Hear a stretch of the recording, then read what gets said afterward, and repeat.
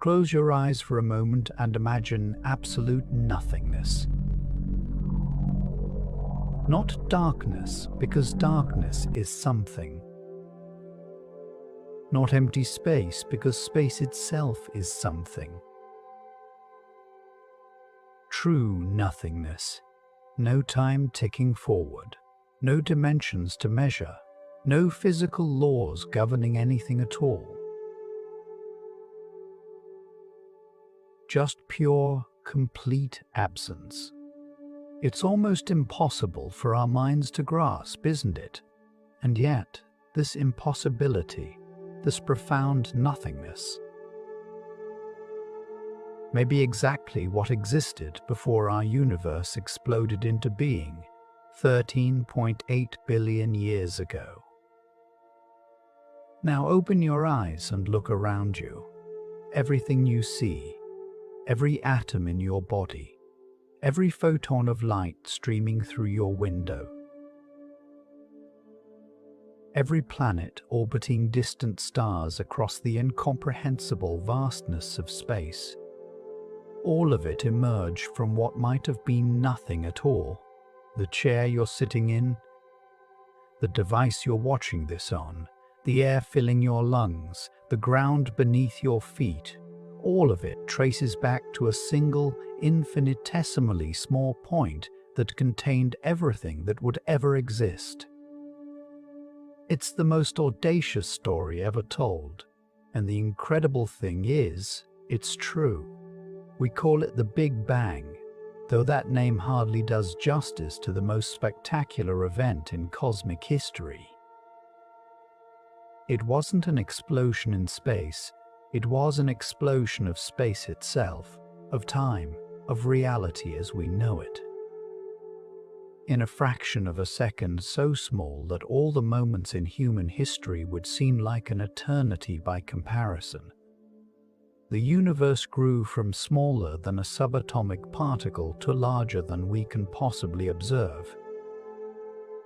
Even with our most powerful telescopes, and every single thing that exists today was set in motion in those first fleeting moments. But here's what keeps cosmologists awake at night. What drives them to build telescopes the size of cities and particle accelerators stretching for miles underground. We don't just want to know what happened. We want to know how.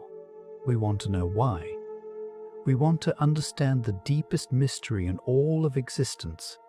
How did something come from nothing? And perhaps even more haunting now that we're here, how will it all end?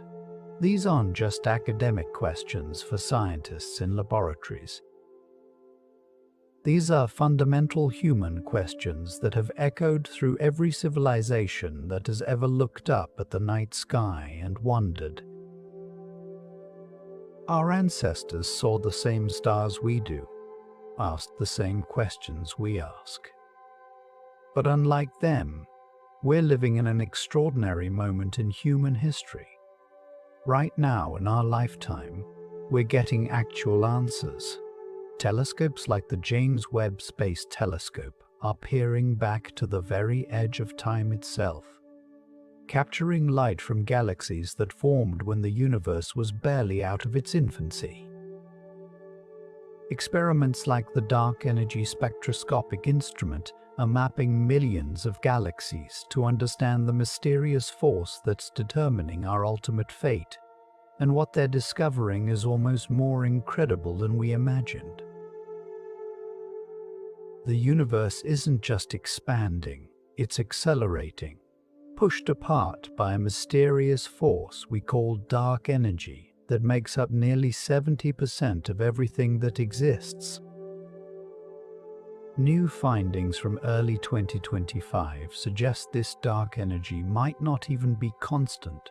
It might be evolving, changing its behavior over cosmic time in ways that could completely reshape our understanding of where we came from and where we're going. The latest data from the DESI collaboration, analyzing nearly 15 million galaxies and quasars, hints that dark energy may have been stronger in the early universe, and is now weakening. A discovery that could force us to rewrite the standard model of cosmology itself. Even more astounding, the James Webb Space Telescope has captured images of galaxies that shouldn't exist according to our theories. Massive, fully formed spiral galaxies appearing just 1 billion years after the Big Bang, when conventional wisdom says they should still be chaotic and irregular. Supernovae exploding when the universe was only 730 million years old, offering us a direct window into how stars lived and died in the cosmic dawn. Each discovery raises new questions even as it answers old ones. The story of our universe is a story of transformation, from pure energy to matter, from chaos to structure, from darkness to light. It's a story that spans timescales our minds can barely comprehend, from fractions of a second to trillions upon trillions of years. And we're living somewhere in the middle of this vast cosmic narrative, conscious beings made of star stuff. Trying to understand our own origins and our ultimate destiny, what makes this moment in history so remarkable is that we're finally able to observe both ends of this story. We can look backward through time, using light that has traveled for billions of years to reach us, and see the universe as it was in its infancy. And we can look forward, using our understanding of physics and the accelerating expansion we observe, to predict with increasing confidence how everything will end. The answers we're finding are humbling and magnificent in equal measure.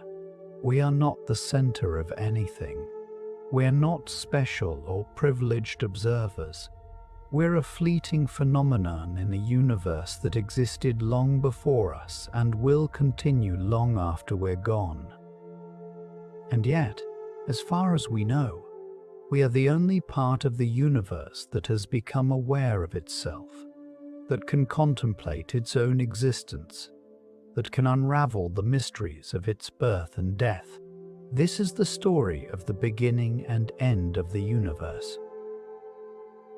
It's a story of impossible temperatures and densities, of forces beyond comprehension, of space expanding faster than light, of matters springing into existence from quantum fields, of stars being born and dying,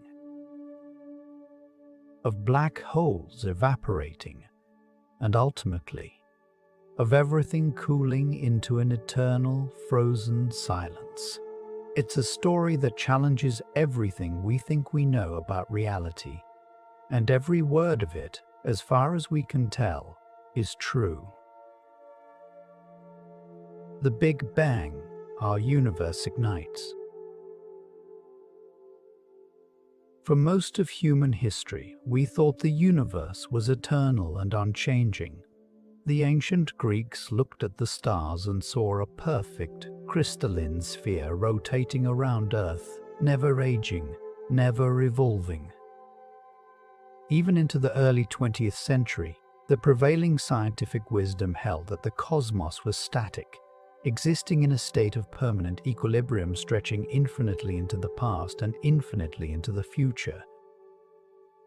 Then everything changed. The revolution began not with a dramatic observation or a brilliant theoretical insight, but with something almost mundane, a routine survey of distant galaxies. In 1929, working at the Mount Wilson Observatory perched above Los Angeles, astronomer Edwin Hubble made a discovery that would fundamentally reshape our understanding of existence itself. He was measuring the light from distant galaxies, analyzing how that light had been stretched or compressed by the motion of its source, when he noticed something extraordinary. The galaxies weren't just moving randomly through space. They were all moving away from us. Every single one. But it was more than that. The further away a galaxy was, the faster it was receding. A galaxy twice as far away was moving twice as fast. A galaxy 3 times as far away was moving 3 times as fast. This wasn't random motion. This was systematic expansion. The universe itself was growing, with every point moving away from every other point, like dots painted on the surface of a balloon being inflated. The implications were staggering. If the universe was expanding now, that meant it must have been smaller in the past. Keep rewinding far enough and everything in the universe, all the matter, all the energy, all the space itself, must have been compressed into a smaller and smaller volume. Follow that logic to its inevitable conclusion, and you arrive at a moment roughly 13.8 billion years ago, when everything, absolutely everything, was concentrated in a single infinitesimally small point. This was the Big Bang, though the name itself is somewhat misleading. It wasn't an explosion in the traditional sense, with debris flying outward into pre-existing space. There was no pre-existing space. There was no outside for anything to explode into. The Big Bang was the moment when space and time themselves began, when the fundamental laws of physics as we know them came into being, when the clock of cosmic history started ticking. But Hubble's observations were just the beginning. Over the following decades, additional evidence piled up, each piece fitting perfectly into the picture of a universe born in a hot, dense state and expanding ever since. In 1964, 2 researchers at Bell Labs, Arno Penzias and Robert Wilson, were trying to track down an annoying source of static in their radio antenna. No matter what they did, they couldn't eliminate this faint microwave hiss that seemed to come from every direction in the sky. What they had accidentally discovered was the cosmic microwave background radiation, the afterglow of the Big Bang itself, cooled by billions of years of cosmic expansion from its initial blinding intensity to a frigid whisper just a few degrees above absolute zero. This radiation told an incredible story. When the universe was about 380,000 years old, it had cooled enough for the first atoms to form. Before that moment, the cosmos was a searingly hot plasma of charged particles, opaque to light. But as atoms formed, light was suddenly free to travel through space. That ancient light, stretched by 13.7 billion years of expansion, is what Penzias and Wilson detected.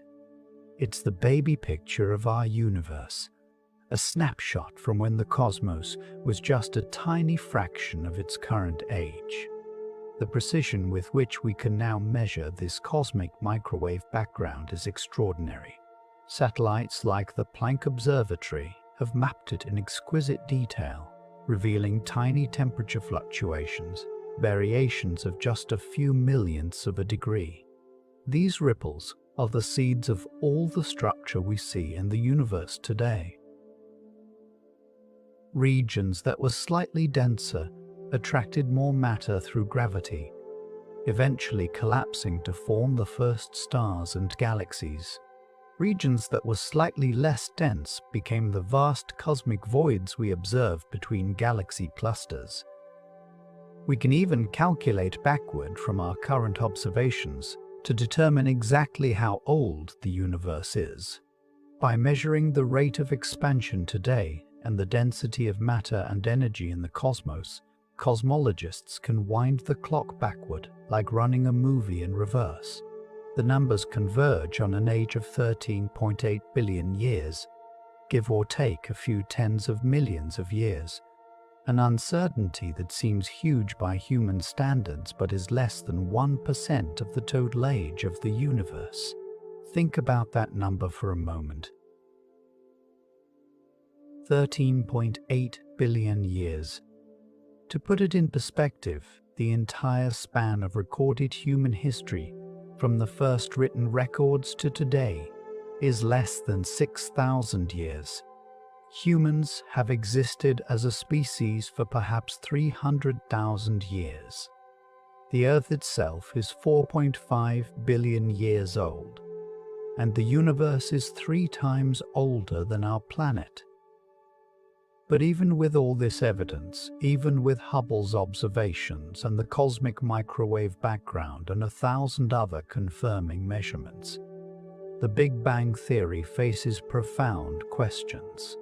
The most fundamental of all is this: what actually happened at the very beginning?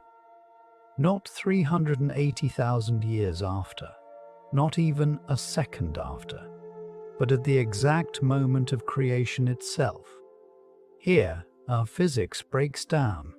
Einstein's general relativity tells us that as we approach the moment of the Big Bang, density and temperature become infinite. Space shrinks to a mathematical point with zero volume. These infinities are a signal that our theories are incomplete, that we're missing something crucial about how the universe behaves at these extreme conditions. It's like trying to divide by zero.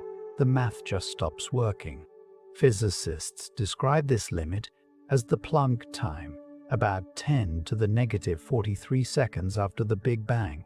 Before that unimaginably brief instant, quantum effects of gravity become important, and we simply don't have a theory that can describe what happens. Quantum mechanics and general relativity, the two great pillars of modern physics, don't play nicely together at these extremes. Developing a quantum theory of gravity, a unified framework that can describe these conditions, remains one of the greatest unsolved problems in physics. What we can say is that the early universe was almost unimaginably different from anything we experience today. 1 second after the Big Bang, the temperature was about 10 billion degrees, hot enough that even atomic nuclei couldn't exist. The universe was a seething soup of fundamental particles, quarks and leptons and photons, all colliding and transforming at incredible rates. As the universe expanded and cooled, these particles combined to form the first protons and neutrons, which then fused together to create the lightest atomic nuclei, hydrogen, helium, and traces of lithium. This process, called Big Bang nucleosynthesis, is another powerful piece of evidence for the hot Big Bang model. The proportions of these light elements, about 75% hydrogen and 25% helium by mass, match exactly what our calculations predict. Everywhere we look in the universe, even in the oldest stars that formed from nearly pristine primordial gas, we find these same ratios. It's a cosmic fingerprint left by the Big Bang itself. Recent observations have only strengthened our confidence in the Big Bang picture. The James Webb Space Telescope, launched in 2021, has peered deeper into cosmic history than ever before, capturing images of galaxies that existed when the universe was just a few 100 million years old. These aren't the chaotic, irregular blobs we might expect from such young galaxies. Many of them are surprisingly mature and structured, which raises fascinating questions about how quickly galaxies could assemble in the early universe. But they're exactly where the Big Bang model predicts they should be in space and time. The evidence is overwhelming and converges from multiple independent directions. The expansion of the universe, the cosmic microwave background radiation, the abundance of light elements, the distribution of galaxies, the age of the oldest stars, all of it points to the same conclusion. Our universe began in a hot, dense state approximately 13.8 billion years ago and has been expanding and cooling ever since. But knowing that the Big Bang happened doesn't answer the deeper questions. It doesn't tell us why it happened, or what, if anything, existed before. It doesn't explain how something as complex and structured as our universe, with its galaxies and stars and planets and ultimately life itself, could emerge from such chaotic beginnings. And it certainly doesn't tell us how the story ends. These are the questions that drive modern cosmology forward, pushing the boundaries of what we can observe and what we can theorize. And as we're about to see, the answers we're finding are even stranger and more wonderful than the questions themselves. Before the beginning, the quantum vacuum. Here's where things get truly mind-bending.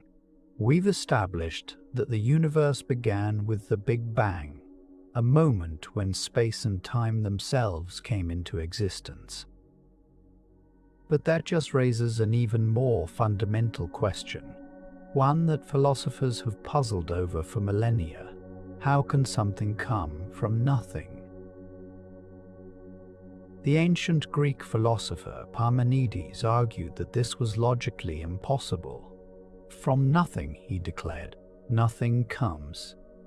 For thousands of years, this seemed like an ironclad logical principle, and yet here we are. The universe exists. We exist.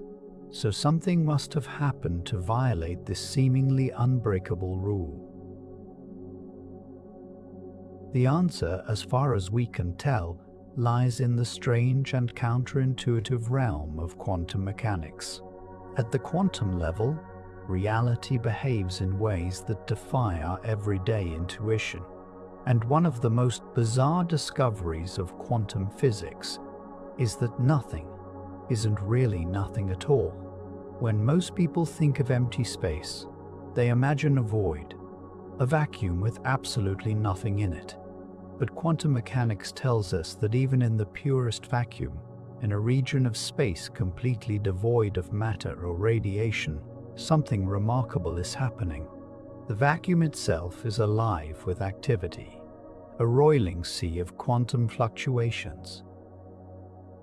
These fluctuations arise from Heisenberg's uncertainty principle, one of the foundational pillars of quantum mechanics.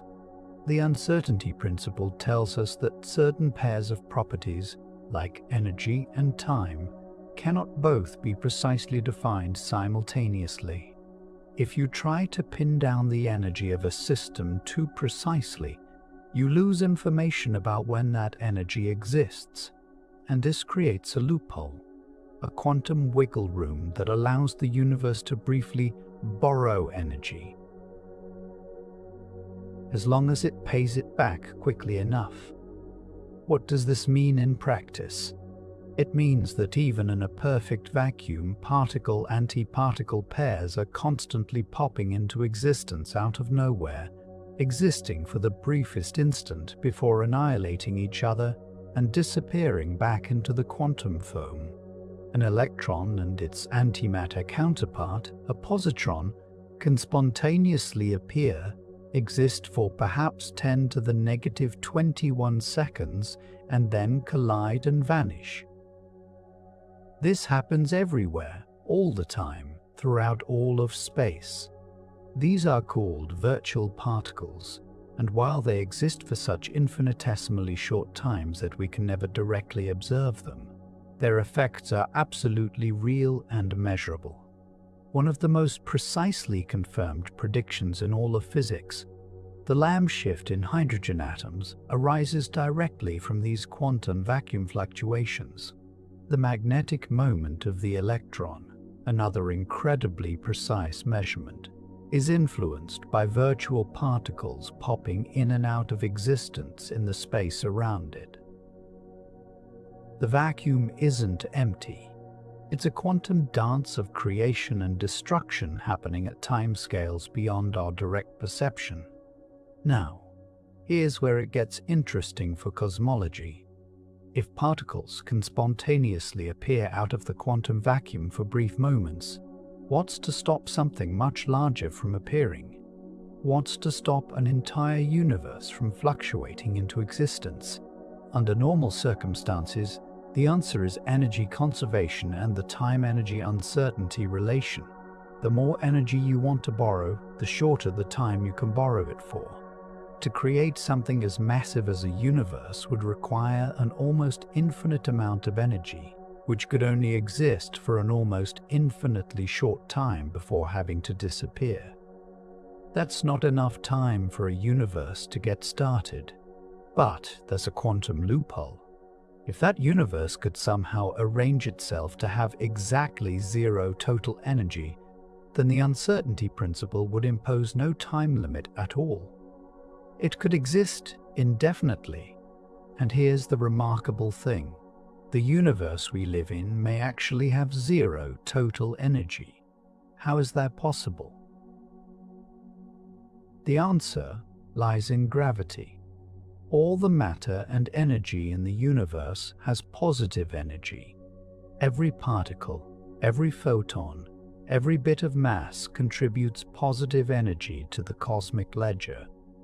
But gravity, which we normally think of as an attractive force, actually contributes negative energy. The gravitational binding energy of all the matter in the universe is negative, and calculations suggest that it might exactly cancel out the positive energy of all the matter and radiation.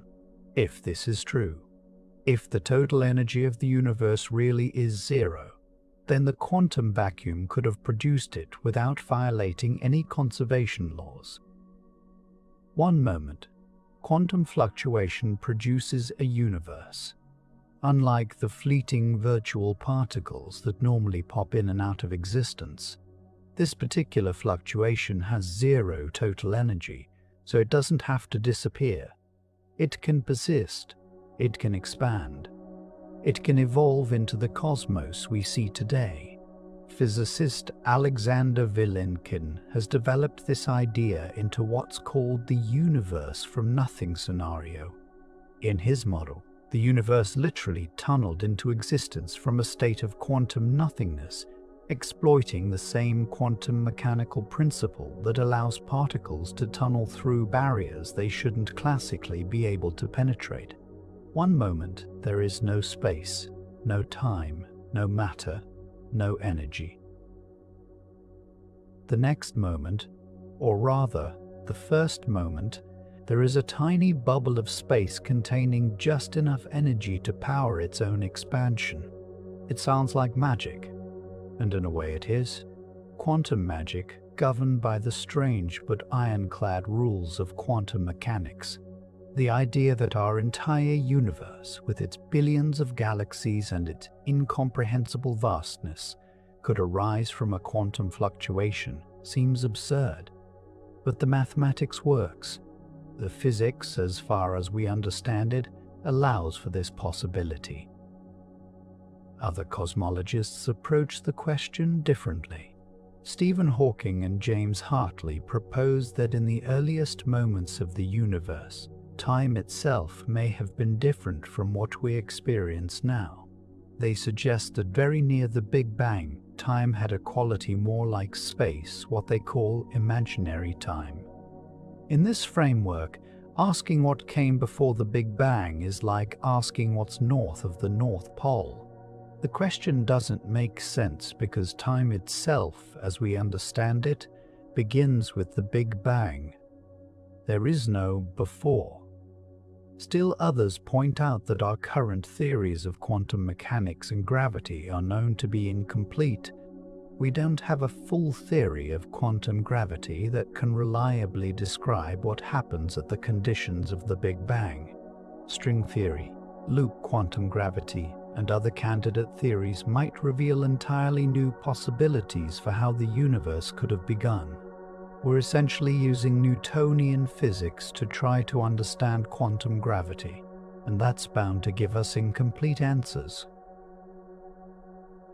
What's remarkable is not that we don't have all the answers. It's that we can even ask these questions in a scientific way and make meaningful progress toward answering them. Just a century ago, the origin of the universe was purely in the realm of philosophy and theology. Today, it's an active area of research with testable predictions and observable consequences. The cosmic microwave background radiation, for instance, carries signatures that could potentially tell us about the quantum state of the universe in its earliest moments. Future observations might be able to detect primordial gravitational waves, ripples in space-time produced by quantum fluctuations in the first fraction of a second. These would be direct evidence of quantum processes at work in the birth of the cosmos. Recent work by researchers at institutions around the world continues to refine these ideas. A 2025 paper published in Physical Review Research proposed a model where gravitational waves, rather than a hypothetical inflaton field, could have seeded the structure of the universe. This challenges conventional inflation theory while still explaining the observed properties of the cosmos. The debate is ongoing, vibrant, and advancing rapidly. What we can say with increasing confidence is that the laws of physics, particularly quantum mechanics, provide a plausible mechanism for creating something from nothing. The universe didn't violate any physical laws by coming into existence. It exploited the deep principles of quantum mechanics that allow for the spontaneous creation of matter and energy under the right conditions. Does this mean we fully answered the question of why there is something rather than nothing? Not entirely. We've pushed the question back to asking why the laws of quantum mechanics exist, why they have the particular form they do, why the universe chose to exploit these quantum loopholes to come into being. These are still profound mysteries, but we've made extraordinary progress. We've gone from pure philosophical speculation to mathematical models and observable predictions. We've identified mechanisms grounded in well-tested physics that could explain the origin of everything. And we've done it not by abandoning science for mysticism, but by following the evidence wherever it leads and accepting that reality at its most fundamental level is far stranger and more wonderful than we ever imagined. The quantum vacuum, that supposed emptiness, turns out to be the ultimate fertile ground, capable of spontaneously generating entire universes. It's a concept that would have seemed like fantasy to scientists just a few generations ago. Today, it's a serious scientific proposal, backed by mathematics and consistent with everything we know about quantum mechanics. And if quantum mechanics could birth our universe, then understanding those first moments of creation, when quantum effects dominated on cosmic scales, becomes crucial to understanding everything that came after. That's where the story of cosmic inflation picks up, explaining how our universe went from microscopic to macroscopic in a fraction of a heartbeat. Cosmic inflation. The universe's growth spurt. Now we come to one of the most dramatic and important episodes in cosmic history. A period so brief that it makes the blink of an eye seem like an eternity, yet so consequential that it shaped everything about the universe we see today. This is the story of cosmic inflation, the most spectacular growth spurt ever to occur. In 1980, a young cosmologist named Alan Guth was wrestling with some perplexing problems in the standard Big Bang model. The theory explained a lot: the expansion of the universe, the cosmic microwave background, the abundance of light elements. But it also had some glaring issues that bothered physicists. Why was the universe so remarkably uniform on large scales? Why was its geometry so flat? And where were all the exotic relics, like magnetic monopoles, that grand unified theories predicted should have been created in abundance in the early universe? Guth realized that all these problems could be solved with one elegant idea. What if, in the earliest moments after the Big Bang, the universe underwent a period of exponential expansion, growing at an absolutely staggering rate before settling into the more sedate expansion we observe today? The numbers are almost incomprehensible. In conventional Big Bang cosmology, the universe expands steadily, with gravity slowly but steadily slowing that expansion over time. Inflation, by contrast, proposed that for a brief period, lasting perhaps from 10 to the negative 36 seconds to 10 to the negative 32 seconds after the Big Bang, the universe doubled in size every 10 to the negative 37 seconds. Let that sink in for a moment. Every fraction of a second, the universe doubled, then doubled again, then doubled again. This happened not just a few times, but somewhere between 60 and 100 times in that infinitesimally brief interval. A region smaller than a single proton expanded to become larger than the entire observable universe today, all in less time than it takes light to cross the diameter of an atomic nucleus. It's the kind of expansion that defies human intuition. If you took a penny and inflated it at the same rate, you'd end up with something larger than the entire Milky Way galaxy. If you took a single atom and inflated it this way, you'd end up with something vastly larger than anything we can observe with our most powerful telescopes. The scale of inflation is almost beyond comprehension. But why would such a thing happen? Guth's original proposal involved what's called a scalar field, similar to but distinct from the fields that give rise to fundamental forces like electromagnetism. He called this hypothetical field the inflaton. In the earliest moments of the universe, the inflaton field was stuck in what's called a false vacuum state, a high energy state that wasn't its lowest possible energy configuration. In this false vacuum state, the field had a peculiar property. Instead of contributing matter or radiation to the universe, it behaved like a cosmological constant, a form of energy density that remained constant, even as space expanded. And according to general relativity, this constant energy density in the vacuum produces a repulsive gravitational effect. Instead of gravity pulling things together, the inflaton field pushed space apart, causing the exponential expansion we call inflation. Eventually, the inflaton field decayed out of this false vacuum state, rolling down to its lowest energy configuration. When it did, all that energy that had been stored in the field was released, converting into a hot bath of particles and radiation. This process, called reheating, essentially restarted the standard hot Big Bang, but now with the universe vastly larger and more uniform than it had been before inflation began. The beauty of this idea is that it solves multiple problems at once. The uniformity of the cosmic microwave background, the fact that widely separated regions of the universe all have almost exactly the same temperature, had been a puzzle. How could regions that should never have been in contact with each other have the same properties? Inflation answered this. Before inflation, those regions were in contact. They were part of a tiny patch of space so small that it could easily reach thermal equilibrium.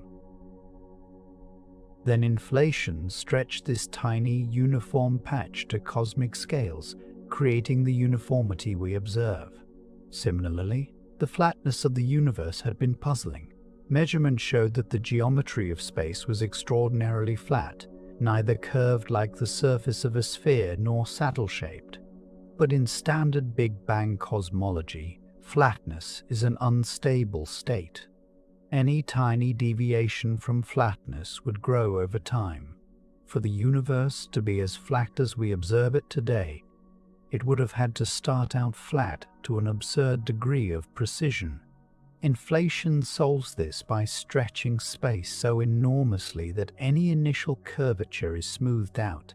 much like the surface of a balloon appears flatter and flatter as you inflate it to larger and larger sizes. And those missing magnetic monopoles? Inflation explains their absence beautifully. Grand unified theories predict that magnetic monopoles, particles that carry a single magnetic charge, should have been created copiously in the early universe. But we've never detected one. Inflation solves this by diluting these exotic particles to undetectably low densities. If monopoles were created before inflation, the subsequent exponential expansion would have spread them so thin that we might expect to find only one in the entire observable universe, if that. But Guth's original inflation model had some technical problems. It predicted that inflation wouldn't end smoothly, but would create lots of little bubble universes expanding at different rates, which didn't match observations. Within months, however, physicists André Linde, Andreas Albrecht, and Paul Steinhardt refined the theory, developing what's called slow-roll inflation. In these improved models, the inflaton field rolls gradually down its energy hill rather than tumbling abruptly, leading to a smoother and more uniform end to the inflationary period. Over the following decades, inflation evolved from a speculative idea to a cornerstone of modern cosmology. The reason is simple. It makes specific, testable predictions, and observations have consistently confirmed these predictions with increasing precision. One of the key predictions of inflation concerns the spectrum of density fluctuations in the early universe. Quantum fluctuations in the inflaton field itself, tiny random variations in the field's energy, would get stretched to cosmic scales by inflation. These quantum ripples would become the seeds of all cosmic structure, the dense regions that would eventually collapse to form galaxies, and the less dense regions that would become cosmic voids. Inflation predicts a very specific pattern to these fluctuations. They should be nearly, but not quite, scale invariant. This means that fluctuations at different size scales should have roughly the same amplitude, with a slight preference for larger scales. When the Planck satellite mapped the cosmic microwave background in exquisite detail, it found exactly this pattern. The spectral index, a number that characterizes how the fluctuations vary with scale, was measured to be about 0.968, remarkably close to the scale invariant value of 1, but with a small deviation that matches inflationary predictions. Recent work has continued to test inflation with increasing precision. A 2024 analysis incorporating data from multiple cosmic microwave background experiments, including Planck, the Atacama Cosmology Telescope, and the South Pole Telescope, placed tight constraints on inflationary models. The results remain broadly consistent with the simplest inflation theories, though they've ruled out some more exotic variants. Perhaps the most exciting potential evidence for inflation involves gravitational waves. Just as quantum fluctuations in the inflaton field seeded density variations, quantum fluctuations in the gravitational field itself should have produced primordial gravitational waves. These would leave a distinctive pattern in the polarization of the cosmic microwave background, specifically what's called B-mode polarization. In 2014, the BICEP-2 experiment announced they had detected these B-modes, which would have been the first direct evidence of inflation. The scientific community was electrified. However, further analysis revealed that the signal was likely contaminated by dust in our own galaxy, and the claim was walked back. The search for these primordial gravitational waves continues, with multiple experiments working to achieve the sensitivity needed to detect what would be the smoking gun of inflation. But even without this direct detection, the evidence for inflation from other observations is compelling. The remarkable flatness of the universe, the nearly scale-invariant spectrum of fluctuations, the uniformity of the cosmic microwave background across causally disconnected regions, all of these point towards something like inflation having occurred. There are still open questions, of course. We don't know what the inflaton field actually is. We don't know which specific inflation model, among hundreds that have been proposed, is correct. Some physicists, like Paul Steinhardt, who helped develop inflation, have become skeptical of the theory, arguing that it's become too flexible, able to accommodate almost any observation. They've proposed alternative scenarios like the cyclic universe model, where the Big Bang is just one phase in an eternal cycle of expansion and contraction. A 2025 paper published in Physical Review Research proposed an intriguing alternative to standard inflation. Researchers led by Raúl Jiménez suggested that gravitational waves, rather than an inflaton field, could have seeded the formation of cosmic structure. This model starts from an established concept called de Sitter space and doesn't require the hypothetical inflaton field at all. It's a reminder that while inflation is our best current theory for the very early universe, the scientific process continues to challenge and refine our understanding. The implications of inflation extend far beyond just solving technical problems in cosmology. If inflation happened the way we think it did, then the observable universe is just a tiny fraction of a much larger whole. The exponential expansion of inflation means that vast regions of space exist beyond our cosmic horizon. Regions we can never observe because light from them hasn't had time to reach us and never will. Even more intriguingly, many inflation models predict that inflation doesn't end everywhere at once. Instead, it ends in some regions while continuing in others. This creates a picture of eternal inflation, where our Big Bang is just one bubble in an infinite sea of bubble universes, each with potentially different physical properties. This is one version of the multiverse idea, and while it's highly speculative, it's a logical consequence of our best theories of the very early universe. Whether or not the multiverse exists, inflation has fundamentally changed how we understand the beginning of our universe. It transformed the Big Bang from an inexplicable singularity into a natural consequence of quantum fields and general relativity operating under extreme conditions. It explained puzzles that seemed insoluble in the standard model, and it made predictions that have been consistently verified by observations. The exponential growth of inflation is perhaps the most dramatic event in cosmic history. In a fraction of a second, too small to comprehend, it set the stage for everything that would follow: the formation of matter, the emergence of structure, the birth of stars and galaxies, and ultimately, the arising of life itself. Every atom in your body, every photon of light you've ever seen, traces its history back through 13.8 billion years to that incredible moment when the universe inflated from quantum microscopic to cosmic macroscopic in the literal blink of an eye. The first light, when matter emerged from energy. After inflation ended, the universe found itself in a state that would seem utterly alien to us. There was no matter as we know it. There were no atoms, no molecules, no solid objects. Instead, the cosmos was filled with an incredibly hot, dense soup of pure energy and the most fundamental particles known to physics.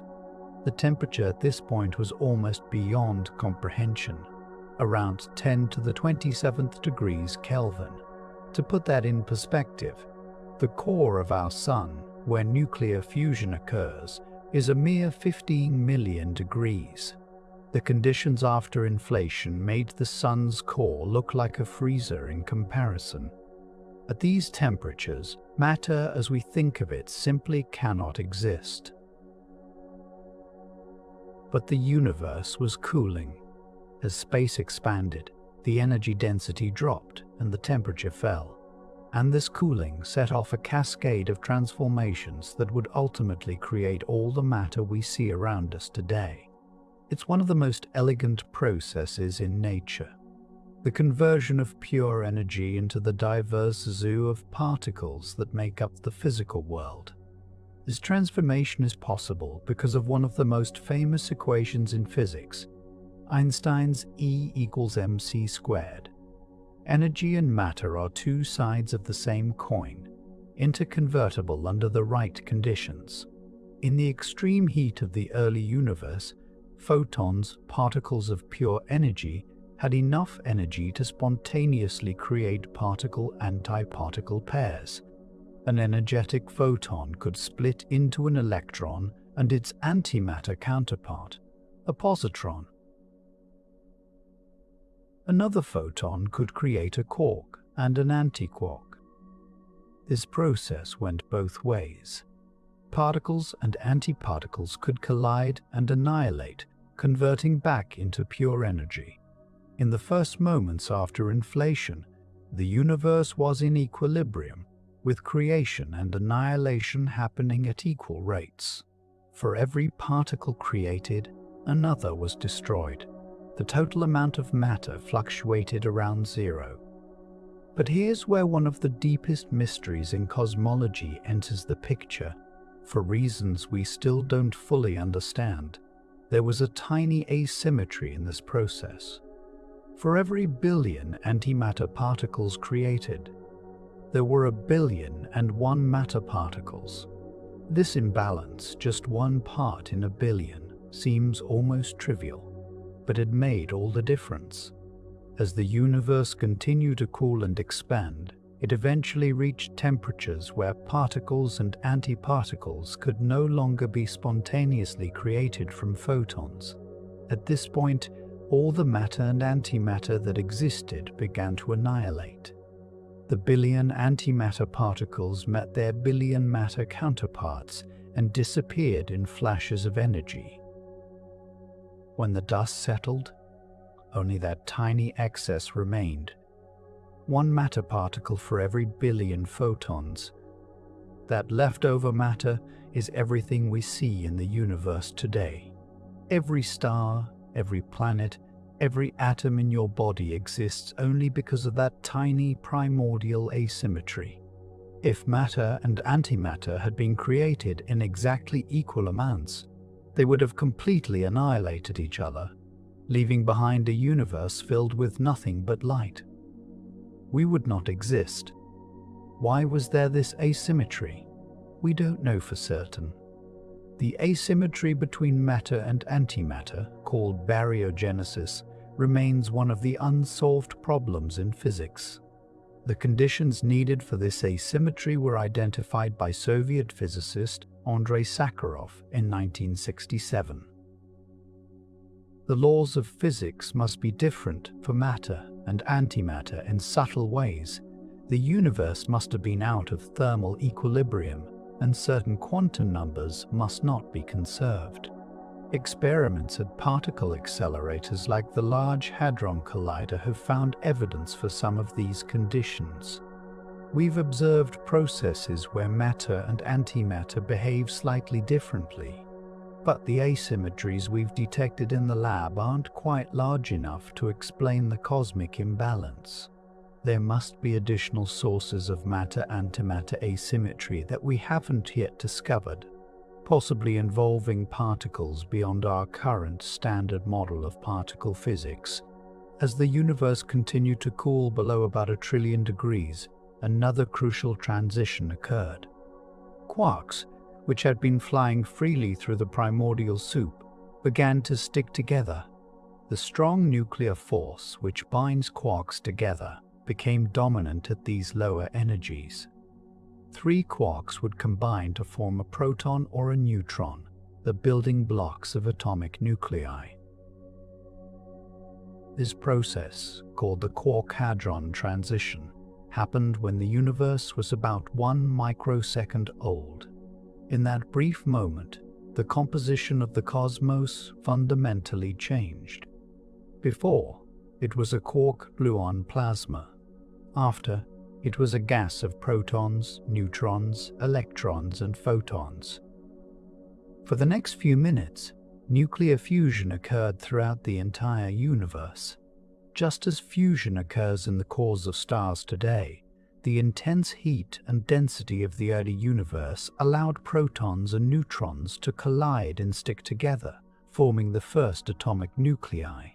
This process, called Big Bang nucleosynthesis, created primarily hydrogen and helium, with trace amounts of lithium and beryllium.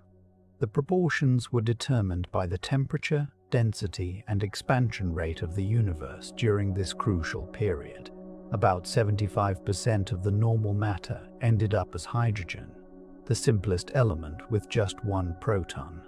About 25% became helium-4, with 2 protons and 2 neutrons. Tiny traces of deuterium, helium-3, and lithium made up the rest. These proportions have been measured in countless observations, from the atmospheres of ancient stars to pristine gas clouds in intergalactic space, and they match the predictions of Big Bang nucleosynthesis with stunning precision. It's yet another independent confirmation of the hot Big Bang model, and gives us confidence that we understand what was happening in the universe when it was just a few minutes old. But the universe still wasn't transparent. Even though atomic nuclei now existed, it was still too hot for electrons to bind to these nuclei and form complete atoms. Free electrons scattered photons very efficiently, making the universe opaque, like trying to see through a thick fog. Light couldn't travel more than a short distance before being absorbed and re-emitted. This situation persisted for about 380,000 years, with the universe gradually cooling as it expanded. Finally, when the temperature dropped to around 3,000 degrees Kelvin, a critical threshold was crossed. Electrons could now bind to atomic nuclei without immediately being knocked loose by energetic photons. This moment, called recombination, marked one of the most important transitions in cosmic history. Within a relatively short period, most of the free electrons combined with atomic nuclei to form neutral atoms. The universe went from being opaque to transparent. For the first time, light could travel freely through space without constantly being scattered. The photons that were liberated at this moment have been traveling through the expanding universe ever since. They've been stretched by cosmic expansion, their wavelengths elongated from visible light to microwaves. Today, we detect them as the cosmic microwave background, that faint glow coming from every direction in the sky that we discussed earlier. When you see images of the cosmic microwave background, you're looking at light that was emitted when the universe was just 380,000 years old. Light that has been traveling through space for 13.7 billion years to reach us. The tiny temperature variations in this cosmic microwave background, those fluctuations of a few parts per million, are the imprint of density variations in the primordial plasma. Regions that were slightly denser appear slightly warmer. Regions that were slightly less dense appear slightly cooler. These density variations, ultimately seeded by quantum fluctuations during inflation, were the gravitational seeds from which all structure in the universe would grow. After recombination, the universe entered what cosmologists call the Dark Ages, a period lasting several 100 million years when there were no stars, no galaxies, no sources of light beyond the fading glow of the cosmic microwave background. The universe was filled with neutral hydrogen and helium gas, slowly collapsing under gravity into clumps and filaments. These collapsing regions of gas grew denser and denser, drawing in more material through gravity. Eventually, the first regions became dense enough and hot enough to ignite nuclear fusion. The first stars were born, ending the cosmic dark ages and beginning what's called the epoch of reionization. These first stars were probably very different from the Sun. They formed from gas that contained only hydrogen and helium, with none of the heavier elements that later generations of stars would have.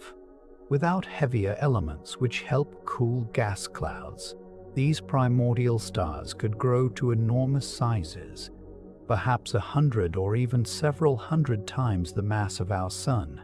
Such massive stars burn through their nuclear fuel incredibly quickly, living for just a few million years before exploding as supernovae. When they exploded, they scattered the first heavy elements into space, elements created by nuclear fusion in their cores and in the violence of the supernova explosion itself. Carbon, oxygen, iron, all the elements essential for rocky planets and life were forged in these first stellar generations. The James Webb Space Telescope has given us unprecedented views of this early era. In 2022 and 23, it detected galaxies that existed when the universe was just 400 million years old, just 3% of its current age. Some of these early galaxies are surprisingly bright and massive, challenging our understanding of how quickly galaxies could assemble. In November 2024, JWST detected the most distant supernova ever observed, exploding when the universe was just 730 million years old.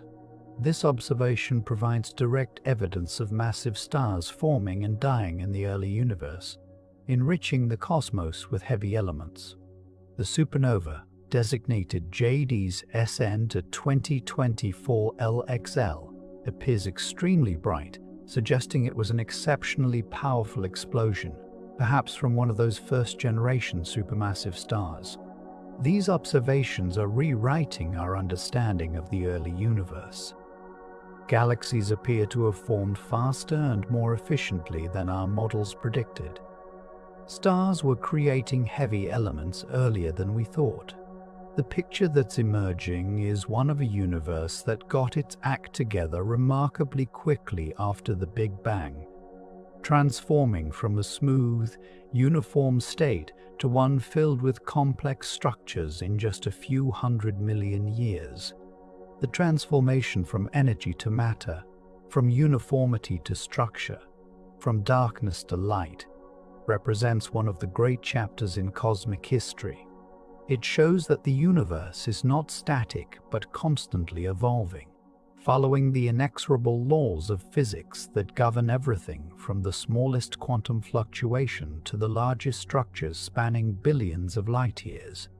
And throughout this entire process, an invisible component was shaping the universe's destiny, a mysterious form of energy that would ultimately determine not just how the universe evolved, but how it would end.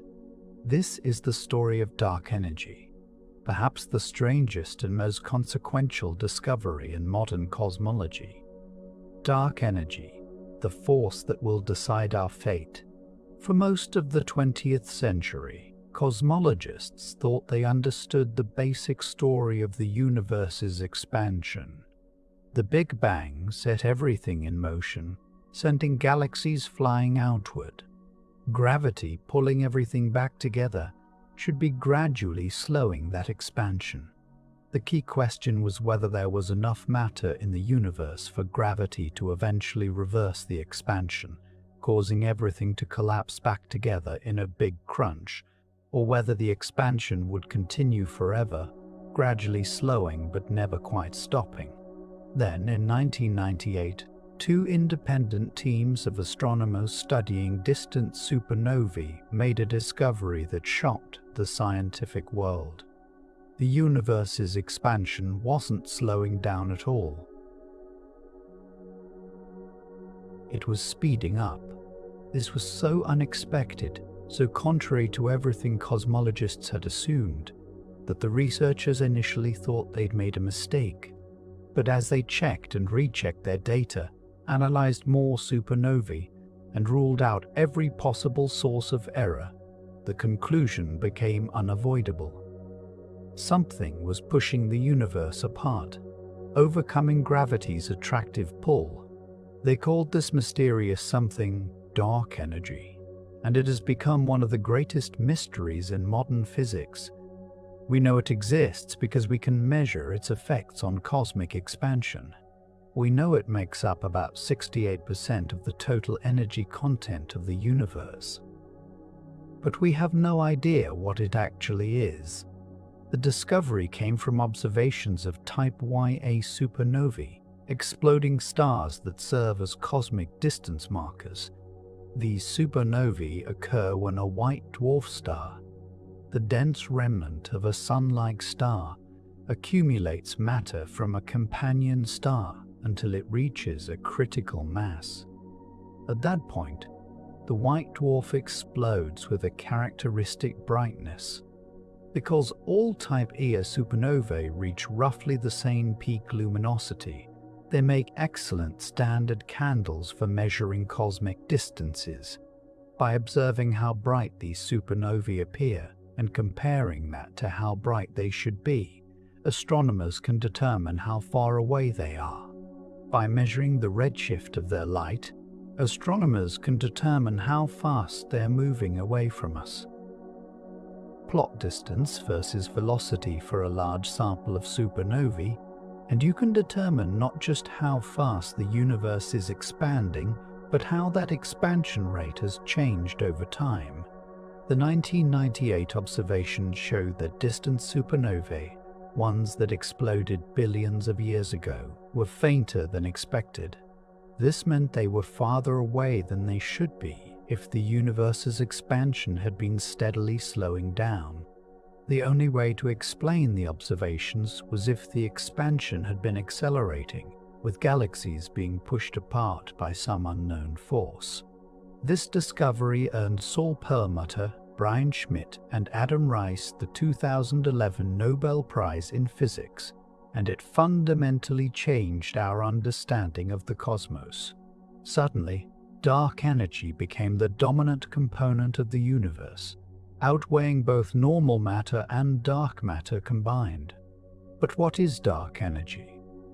The honest answer is that we don't know. The simplest explanation is that it's a cosmological constant, a form of energy inherent to space itself. Einstein actually introduced the cosmological constant in 1917, adding it to his equations of general relativity to create a static universe. When Hubble discovered that the universe was expanding, Einstein famously called the cosmological constant his biggest blunder and removed it. But it turns out Einstein may have been right the first time, just for the wrong reasons. If empty space itself has some intrinsic energy density, then as the universe expands and creates more space, it also creates more dark energy. This energy has a repulsive gravitational effect, pushing space apart. The more space there is, the more dark energy there is, and the faster the expansion accelerates. The cosmological constant model fits the observations remarkably well. It explains the observed acceleration with a single parameter, and that parameter can be measured with increasing precision through multiple independent methods. But there's a profound theoretical problem. When physicists try to calculate what the cosmological constant should be based on quantum field theory, they get an answer that's wrong by about 120 orders of magnitude, possibly the worst prediction in the history of science. This enormous discrepancy, sometimes called the cosmological constant problem, suggests we're missing something fundamental about how quantum mechanics and gravity work together. Alternative explanations for dark energy involve new fields or particles collectively called quintessence that might vary in strength over time and space. Unlike the cosmological constant, which is truly constant, quintessence could evolve as the universe ages. And here's where recent observations have become truly fascinating. In April 2024, the Dark Energy Spectroscopic Instrument, or DESI, released its first year of results based on observations of nearly 6 million galaxies and quasars. The data hints that dark energy might not be constant after all. Instead, it appears to have been stronger in the early universe and is now weakening over time. If confirmed, this would be revolutionary. It would mean dark energy is not Einstein's cosmological constant, but something more dynamic, possibly a new field that pervades space and changes its properties over cosmic time. The statistical significance isn't yet strong enough to be certain. This could still be a fluctuation in the data, but multiple independent analyses of the DESI results point in the same direction. Follow-up analyses released in late 2024 strengthen these hints. When DESI data is combined with observations from the cosmic microwave background and Type Ia supernovae, the evidence for evolving dark energy becomes more compelling, though still not conclusive. If dark energy really is evolving, it raises profound questions about what it is and what physical mechanisms could cause it to change. The implications for the universe's fate are significant. A cosmological constant that remains forever constant leads to one scenario for the end of the universe. An evolving dark energy that's weakening could lead to a very different fate. And if dark energy could weaken, perhaps it could even reverse, changing from a repulsive to an attractive force. The possibilities open up dramatically once we abandon the assumption of a constant dark energy. Other recent observations have added intriguing complications. There's a persistent tension between different measurements of the Hubble constant, the number that describes how fast the universe is expanding today. Measurements based on the cosmic microwave background give one value, about 67 kilometers per second per megaparsec. Measurements based on local observations of supernovae and other distance indicators give a higher value, about 73 kilometers per second per megaparsec. This might not sound like a big difference, but it's statistically significant and has persisted despite years of increasingly precise measurements. One possible explanation is that dark energy behaves differently at different times or places in the universe, affecting the expansion rate in ways our simple models don't capture. Another possibility is that we're missing something important about the universe's composition or evolution. The nature of dark energy remains one of the biggest open questions in cosmology. Multiple experiments and telescopes are dedicated to studying it. The Vera C. Rubin Observatory, which began operations in 2024, is conducting an unprecedented survey of the sky, observing billions of galaxies to map how dark energy has influenced cosmic expansion over billions of years. The European Space Agency's Euclid telescope, launched in 2023, is measuring the shapes and positions of billions of galaxies to determine how dark energy affects the growth of cosmic structure. These observations are beginning to constrain the possibilities. We're learning what dark energy isn't, even if we don't yet know what it is. It's not varying wildly in strength or changing its properties rapidly. It's not clustered in certain regions of space.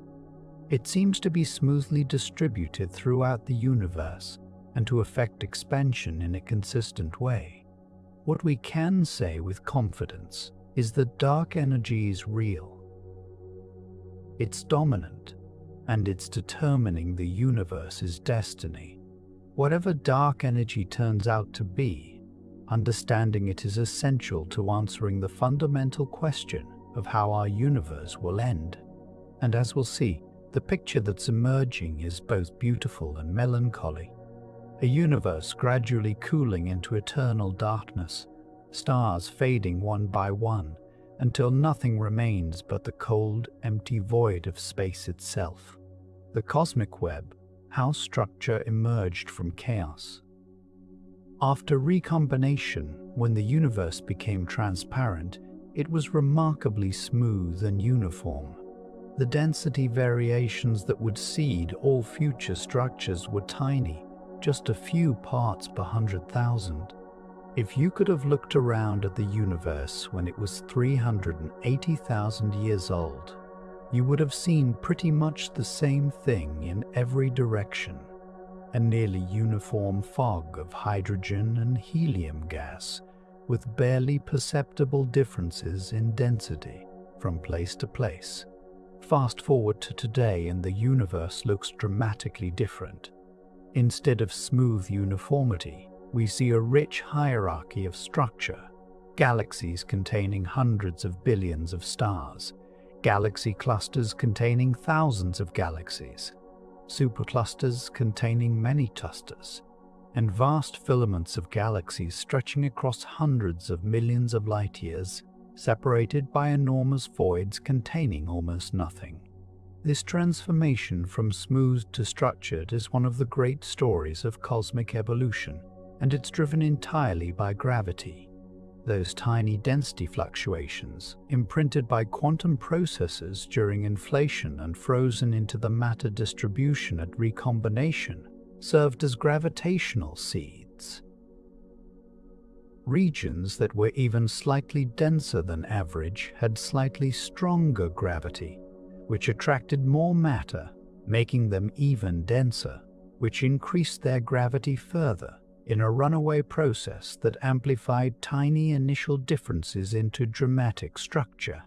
This process, called gravitational instability, is inexorable and universal. It operates the same way whether you're talking about gas clouds collapsing to form stars, or galaxies assembling from dark matter halos, or superclusters growing from the primordial density field. Gravity takes initial disorder and creates order, building complexity from simplicity through nothing more than its patient, persistent pull. But gravity didn't act alone. The universe contains more than just normal matter made of protons, neutrons, and electrons. It also contains dark matter, a mysterious substance that interacts through gravity but not through electromagnetism. We can't see dark matter directly, but we can detect its gravitational effects on visible matter and light. Dark matter makes up about 27% of the universe's total energy, compared to just 5% for normal matter. This means dark matter's gravity dominated the process of structure formation. Dark matter began clumping together first, forming gravitational wells into which normal matter then fell. Galaxies formed inside dark matter halos. Vast clouds of dark matter, hundreds of thousands of light years across. Computer simulations of this process, which track billions of dark matter particles through cosmic history, reveal a stunning pattern. The universe develops a web-like structure with dense nodes connected by filaments surrounding vast empty voids. This cosmic web emerges naturally from gravitational collapse in an expanding universe, and it matches what we observe in large-scale surveys of galaxy positions with remarkable accuracy.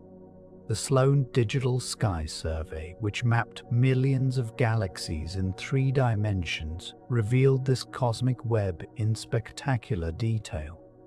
Galaxies aren't randomly distributed through space. They trace out filaments, sheets, and nodes with huge voids in between. The largest known structure, the Hercules Corona Borealis, Great Wall, is a concentration of galaxy clusters stretching across 10 billion light-years, roughly 10% of the observable universe's diameter. Within this large-scale structure, individual galaxies have their own complex evolution. The first galaxies, forming a few 100 million years after the Big Bang, were small and irregular. They grew through 2 main processes: smooth accretion of gas from their surroundings, and mergers with other galaxies. Every large galaxy we see today, including our own Milky Way, is the product of countless mergers over billions of years. The James Webb Space Telescope has revolutionized our understanding of early galaxy formation. Images released in 2022 and 2023 showed that galaxies in the early universe were more diverse and sophisticated than expected. Some appeared as neat spiral galaxies with well-defined rotating disks at times when conventional models predicted galaxies should still be messy and irregular. One particularly puzzling finding came in November 2023, when JWST detected 6 massive galaxies existing just 500 to 700 million years after the Big Bang. These galaxies appear to be as massive as the Milky Way, which shouldn't have been possible so early in cosmic history. There simply hadn't been enough time for that much mass to accumulate through normal processes. This discovery sparked intense debate in the astronomical community. Some researchers suggested our models of early galaxy formation needed major revisions. Others proposed that the galaxy's masses might be overestimated due to unusually active star formation or other factors. By early 2025, continued analysis suggested that while these early galaxies are indeed massive and challenging to explain, they're not quite as massive as initially thought, easing but not eliminating the tension with theory. Another JWST finding that generated excitement was the detection of supermassive black holes in the centers of very early galaxies. These black holes, containing millions of times the Sun's mass, appear to have formed remarkably quickly after the Big Bang. Understanding how such massive black holes could grow so rapidly remains an active area as research, with theories ranging from the direct collapse of massive gas clouds to the rapid growth of seed black holes formed from the first generation of stars. The relationship between galaxies and their central supermassive black holes turns out to be surprisingly intimate. Nearly every large galaxy has a supermassive black hole at its center, and the mass of this black hole is tightly correlated with properties of the galaxy itself, particularly the velocity dispersion of stars in the galaxy's central bulge. This suggests that galaxies and their black holes grow together, each influencing the other's evolution. When supermassive black holes actively consume matter, they become quasars, the brightest sustained sources of light in the universe. A single quasar can outshine an entire galaxy containing hundreds of billions of stars. Quasars were common in the early universe, but have become rare today as galaxies consumed most of their available gas and their black holes went dormant. The formation of structure didn't stop at the scale of individual galaxies. Just as dark matter halos captured galaxies, larger halos captured multiple galaxies, forming galaxy groups and clusters. The largest structures currently forming are galaxy clusters, containing thousands of individual galaxies, all bound together by gravity, moving through a vast halo of hot X-ray emitting gas and an even more extensive halo of dark matter. These clusters are the most massive gravitationally bound structures in the universe. The Coma cluster, for instance, contains over 1,000 identified galaxies and has a total mass of about 10 to the 15th times the mass of our Sun. That's 1,000,000 billion suns worth of matter, most of it in the form of dark matter. Observations of galaxy clusters have provided some of the strongest evidence for dark matter's existence. In the 1930s, Fritz Zwicky studied the Coma cluster and found that galaxies were moving far too fast to be held together by the gravity of visible matter alone. He proposed that some form of invisible, dark matter must be present. Decades later, in the 1970s, Vera Rubin's observations of galaxy rotation curves provided additional evidence. Stars in the outer parts of galaxies were moving faster than could be explained by the gravity of visible matter, again pointing to halos of dark matter. Modern observations have refined and confirmed these conclusions. Gravitational lensing, the bending of light by gravity, allows us to map the distribution of all matter, both visible and dark, in and around galaxy clusters. These maps show that dark matter is indeed present in vast quantities, distributed in extended halos that dwarf the visible galaxies. One of the most dramatic demonstrations of dark matter's existence came from observations of the Bullet cluster, two galaxy clusters that collided and passed through each other. The hot gas in the clusters collided and slowed down, detected through its X-ray emission. But gravitational lensing showed that most of the mass passed straight through, unaffected by the collision. This mass, which didn't interact with itself or the hot gas, is consistent with dark matter. The nature of dark matter remains unknown despite decades of searches. We know it doesn't absorb, emit, or reflect light. We know it doesn't interact through the strong nuclear force. It might be made of particles called WIMPs, weakly interacting massive particles, or axions, or sterile neutrinos, or something else entirely. Experiments around the world are searching for direct evidence of dark matter particles, but so far none have been definitively detected. What we do know is that without dark matter, the universe would look completely different. Structure formation would have proceeded much more slowly, perhaps too slowly for galaxies to have formed by the time stars evolved and life emerged. The cosmic web would be far less pronounced. Galaxy clusters might not exist at all. In a very real sense, dark matter has been essential for creating the conditions that allowed life to arise. As structure continued to grow and evolve, dark energy became increasingly important. In the early universe, when matter and dark matter were denser, their gravity dominated. But as the universe expanded, the density of matter decreased while dark energy remained constant, or nearly so.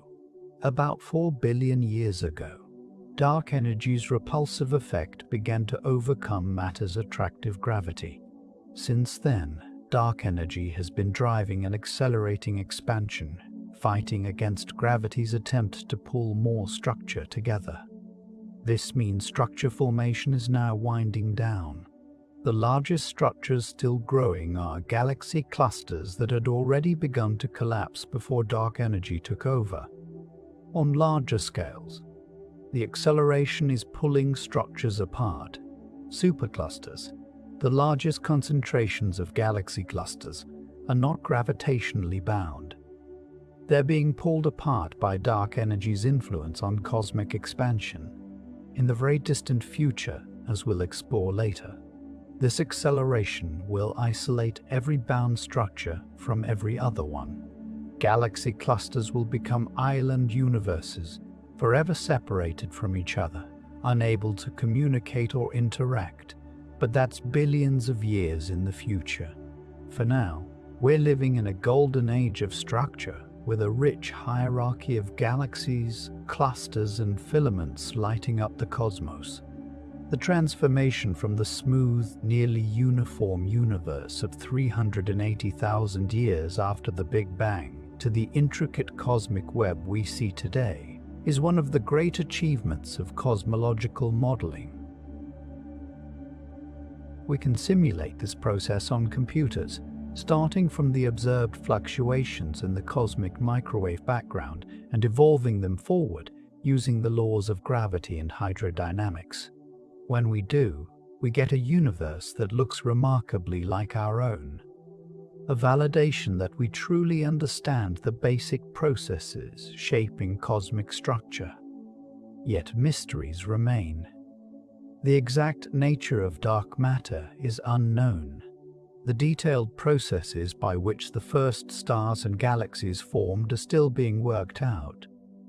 The relationship between galaxies and their central black holes is not fully understood, and observations from JWST are challenging some aspects of our models, suggesting that early galaxies formed faster and more efficiently than we thought possible. These mysteries don't undermine the basic picture, they enrich it, pointing toward new physics and new understanding waiting to be discovered. The cosmos continues to surprise us, revealing complexity and beauty on every scale we examine. The future universe, a timeline of endings. We've traced the universe from its quantum beginning through inflation, matter formation, the cosmic dark ages, the birth of the first stars and galaxies, and the emergence of the cosmic web. Now we turn our gaze forward toward the future, toward the ultimate fate of everything. This is where dark energy's nature becomes crucial. If dark energy is truly a cosmological constant, remaining forever unchanged, then the universe's fate is sealed, a big freeze, an eternal expansion into cold, dark emptiness. If dark energy is evolving, weakening over time as some recent observations suggest, the picture becomes less certain. If it were to reverse entirely, becoming attractive rather than repulsive, a big crunch could still be possible, though current evidence makes this seem unlikely. For now, all our best evidence points toward the big freeze. Let's trace the timeline of this slow apocalypse, this gradual winding down of everything that makes the universe interesting. We're currently living about 13.8 billion years after the Big Bang. The universe is in what might be called its prime, filled with stars and galaxies, glowing with electromagnetic radiation across the spectrum, rich with structure and activity. But this golden age won't last forever.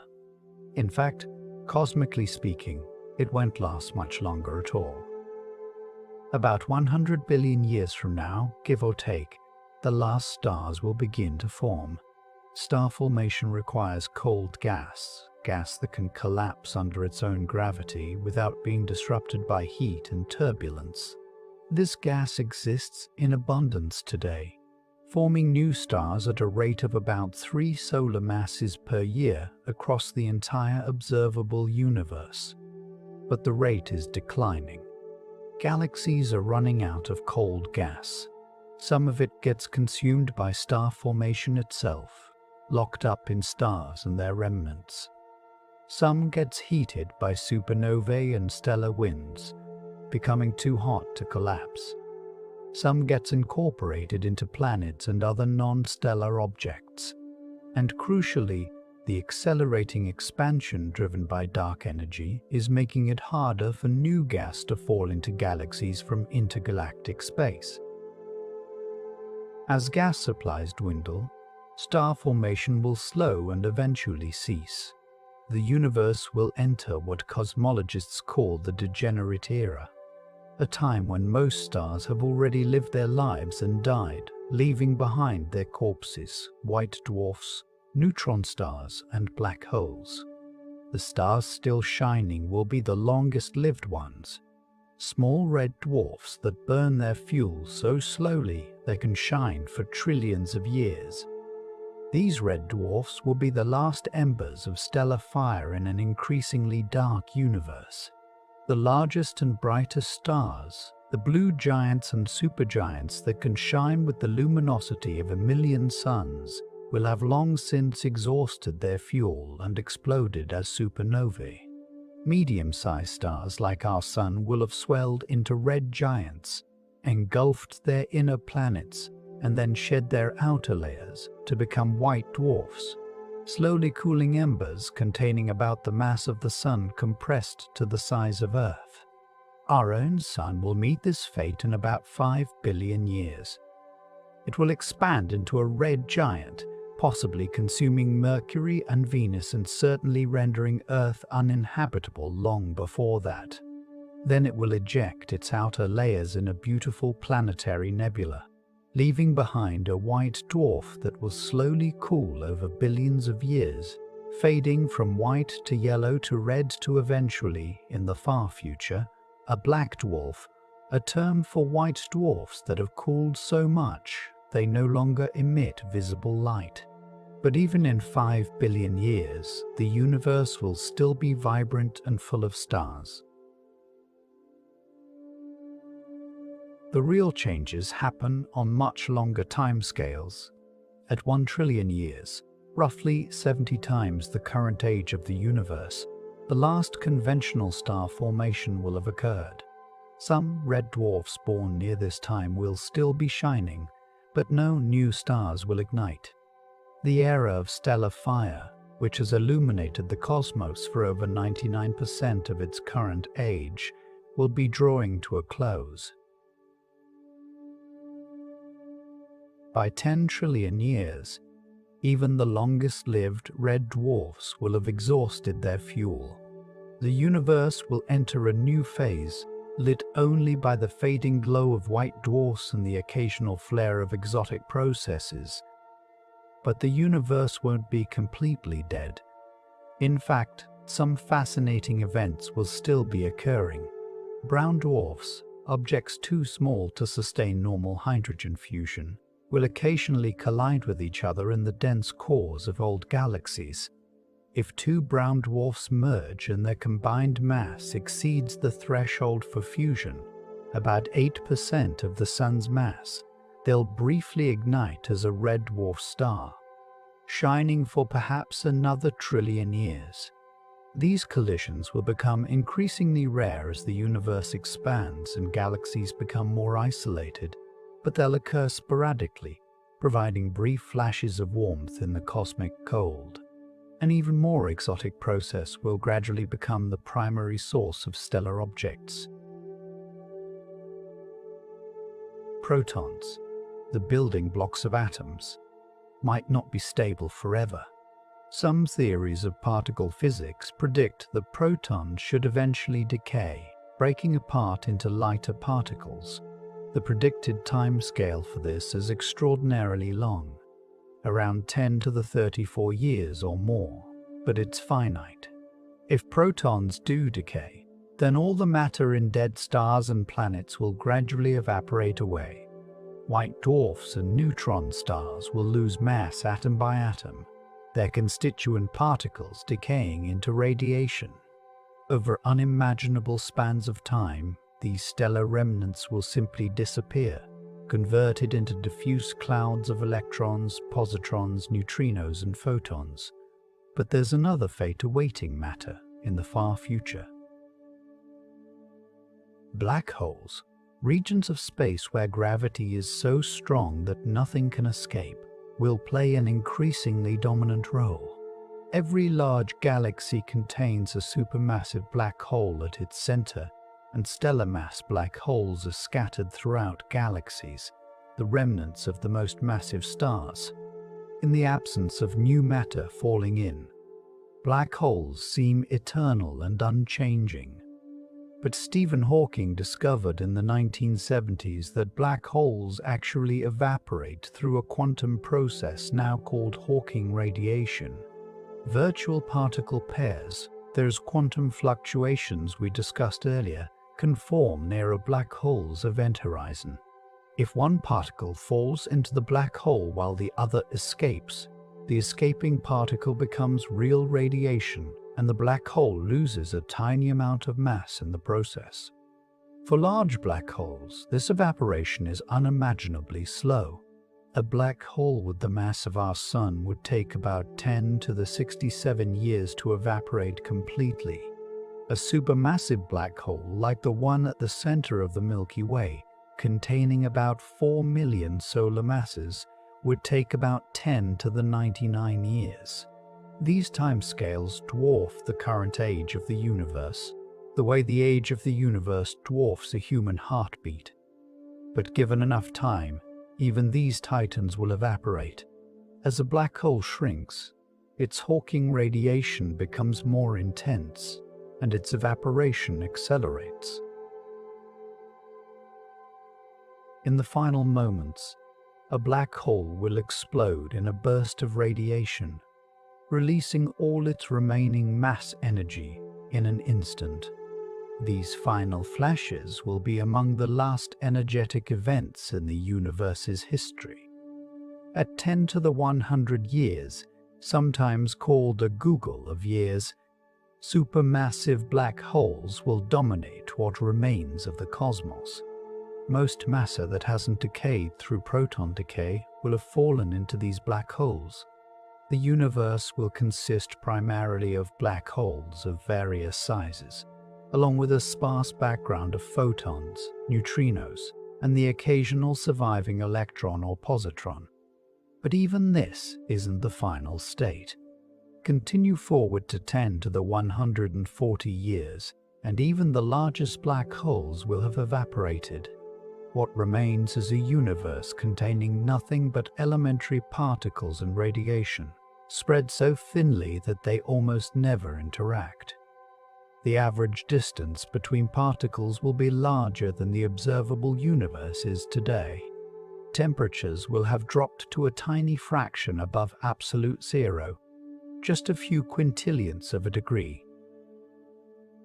Entropy, the measure of disorder, will be at its maximum. Nothing interesting can happen anymore. No stars can form, no galaxies can coalesce, no structures can emerge.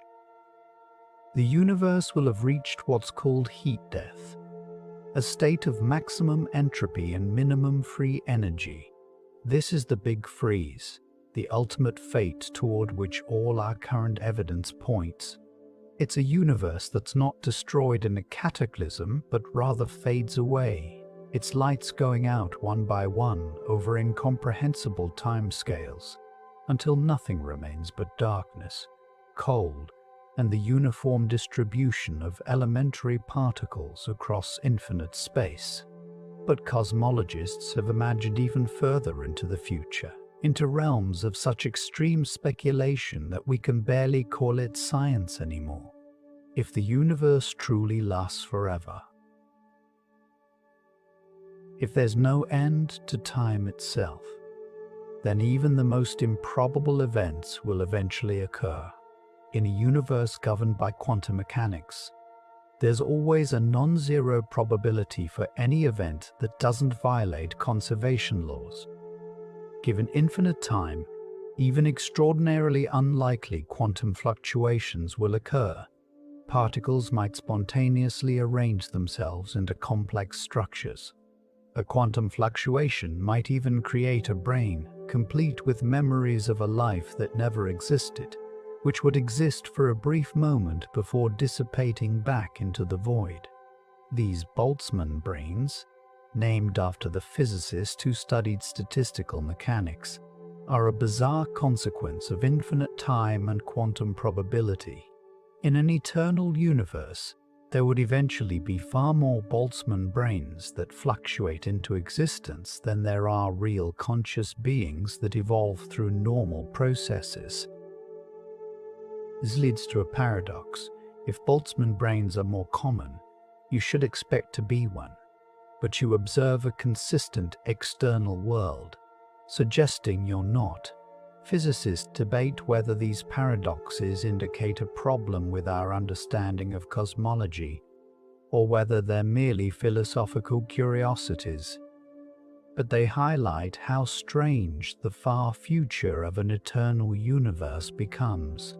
Some speculative theories suggest even more exotic possibilities. If the vacuum of space is not in its lowest possible energy state, it might eventually decay to a lower energy vacuum, a process that would create an expanding bubble of new physics that would rewrite the laws of nature in the regions it reached. This vacuum decay would proceed at the speed of light, and we'd have no warning before it reached us. The universe as we know it would end, replaced by something unimaginably different. Other theories propose that the universe might be cyclic, with the Big Freeze eventually giving way to a new Big Bang, creating an endless series of universes succeeding one another through eternity. Or perhaps our universe is just one bubble in an eternally inflating multiverse, with new Big Bangs occurring constantly in regions beyond our cosmic horizon. These are speculations built on speculations, ideas at the very frontier of theoretical physics where mathematics and philosophy blur together. They're not predictions, but possibilities, ways the story might unfold if certain assumptions about physics turn out to be correct. What we can say with confidence is that the universe as we know it, the universe of stars and galaxies and planets and life, is temporary. It had a beginning, and it will have an end. Between those 2 points, we're fortunate to exist in an era of cosmic abundance, when the night sky is filled with stars, when galaxies shine with the light of billions of suns, when the universe is young and vibrant and full of wonders. The long goodbye, how stars will die. Understanding the universe's far future requires understanding how stars die, because stars are the engines of cosmic activity. They're nuclear furnaces that convert hydrogen into heavier elements, releasing energy that warms planets, drives stellar winds, and illuminates galaxies. When stars die, they don't just disappear.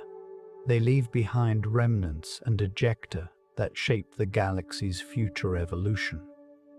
The fate of any given star depends almost entirely on its mass. Mass determines how hot a star's core becomes, which determines what nuclear reactions can occur, which determines how long the star lives and how it ultimately dies. The smallest stars, red dwarfs with masses less than about half the sun's, are the universe's misers. They burn hydrogen so slowly and so completely that they can shine for 10 trillion years or more, hundreds of times longer than the current age of the universe. These stars convect their entire mass, mixing fresh hydrogen from their outer layers into the core where fusion occurs. This allows them to consume nearly all their hydrogen fuel before finally dying. When a red dwarf finally exhausts its fuel, it doesn't explode. It simply fades, cooling over billions of years into a white dwarf. Because no red dwarf has yet lived long enough to die in this way, the universe has never seen this particular ending. All the red dwarfs that have ever formed are still shining, and they'll continue shining for hundreds of current universe ages yet to come. Stars like our Sun, with masses between about half and 8 times solar, live more extravagant lives. They burn through their hydrogen fuel in a few billion to a few tens of billions of years. When the hydrogen in the core is exhausted, the core contracts and heats up while hydrogen burning continues in a shell around the core. The star's outer layers expand dramatically, and it becomes a red giant. In this bloated state, the star can grow to hundreds of times its original size. Our Sun will eventually expand beyond Earth's current orbit. The increased radiation will boil away Earth's oceans, vaporize its atmosphere, and possibly evaporate the planet entirely, though the details depend on complex interactions between solar wind and planetary mass loss.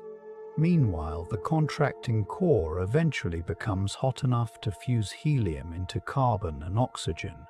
This helium-burning phase is shorter than the hydrogen-burning phase, lasting only a few 100 million years for a Sun-like star. When the helium is exhausted, the core contracts again, but for stars like the Sun, it never becomes hot enough to fuse carbon. Instead, the core becomes degenerate, held up not by thermal pressure, but by quantum mechanical effects. Electrons obey the Pauli exclusion principle, which prevents them from occupying the same quantum state. This creates a pressure that can support the core even though it's not generating energy. This is a white dwarf, a stellar ember about the size of Earth but containing roughly the mass of the Sun.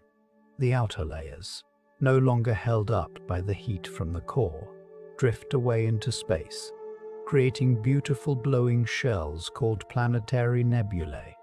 These expanding clouds of gas, illuminated by ultraviolet radiation from the hot white dwarf at the center, can be among the most visually stunning objects in the sky. The white dwarf left behind is extraordinarily dense, with a teaspoon of its material weighing several tons. It's also extremely hot initially, with surface temperatures reaching 100,000 degrees or more. But it's no longer generating energy through fusion. From this point on, it can only cool, radiating away its thermal energy over billions of years. This cooling is remarkably slow because white dwarfs are so dense and have so little surface area for their mass.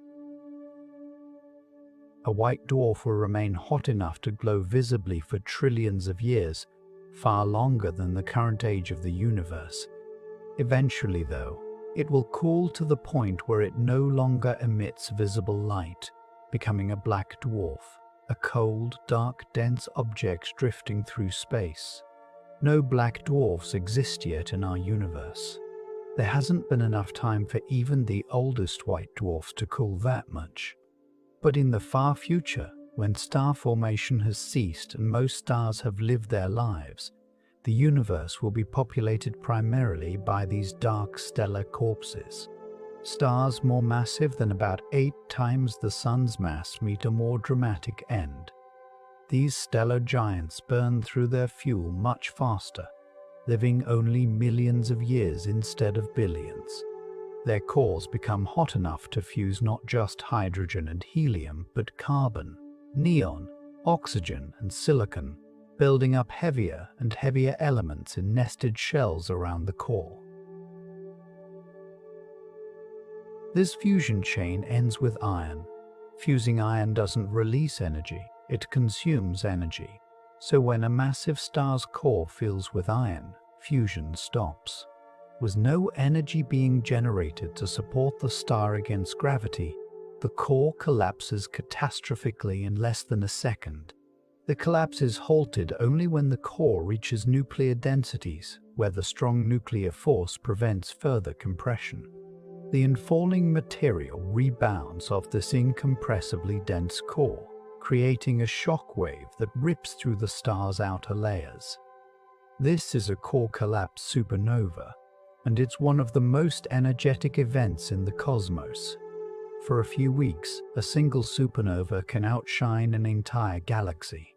The explosion blasts the star's outer layers into space at speeds of 10,000 kilometers per second or more, enriching the interstellar medium with heavy elements created through fusion and in the explosion itself. All the carbon in your body, the oxygen you breathe, the iron in your blood, was created in stars and scattered through space by supernovae like these. What's left after the explosion depends on the core's mass. If the core is less than about 3 times the Sun's mass, it becomes a neutron star.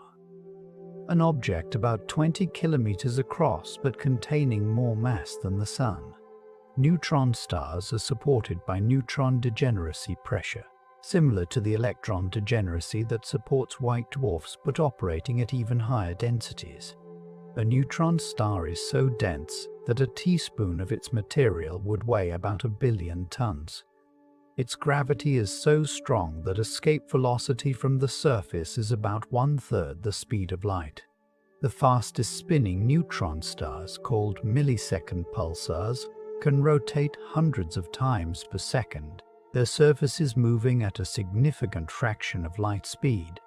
If the core is more massive than about 3 solar masses, even neutron degeneracy pressure cannot support it. Nothing can. Gravity overwhelms all resistance, and the core collapses into a black hole, a region of space-time where gravity is so strong that not even light can escape. The boundary of this region is called the event horizon, and once anything crosses it, whether matter or light, it can never return to the outside universe. Black holes are perhaps the most extreme objects in the cosmos. Near the event horizon, time itself slows down relative to distant observers, approaching zero at the horizon itself. Space is so warped that all paths lead inward. The very geometry of space-time becomes a one-way trap. At the center of a black hole, general relativity predicts a singularity, a point of infinite density where space-time curvature becomes infinite. But most physicists believe this prediction indicates that general relativity breaks down under these extreme conditions, and a full theory of quantum gravity would resolve the singularity into something less infinite, though we don't yet know what. Black holes have been detected through their gravitational effects on nearby matter, and, recently, through gravitational waves produced when black holes merge. In 2019, the Event Horizon Telescope produced the first direct image of a black hole's event horizon, capturing the shadow of the supermassive black hole at the center of the galaxy M87.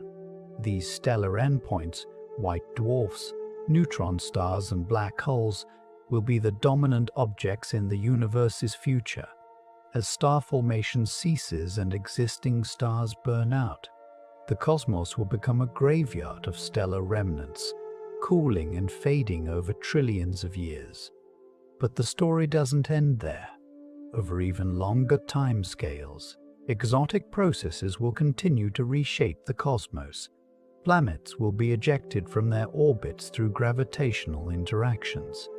Stars will be flung out of galaxies through close encounters, and eventually, Hawking radiation will cause even black holes to evaporate, leaving behind nothing but a diffuse bath of radiation in an ever-expanding, ever-cooling universe. Isolation and eternity. The deep freeze, one of the most profound consequences of dark energy and accelerating expansion, is the future isolation of cosmic structures. Right now, we can observe galaxies billions of light years away. Light from these distant galaxies has had billions of years to travel through space to reach us. And because the expansion of the universe in the past wasn't as fast as it is now, that light could reach us. But dark energy is changing this. As the expansion accelerates, galaxies are being pushed apart at ever-increasing rates. Eventually, they'll be receding from each other faster than light can travel through the space between them. This doesn't violate relativity. Nothing is moving faster than light through space. Space itself is expanding at an increasing rate. The consequence is a shrinking cosmic horizon.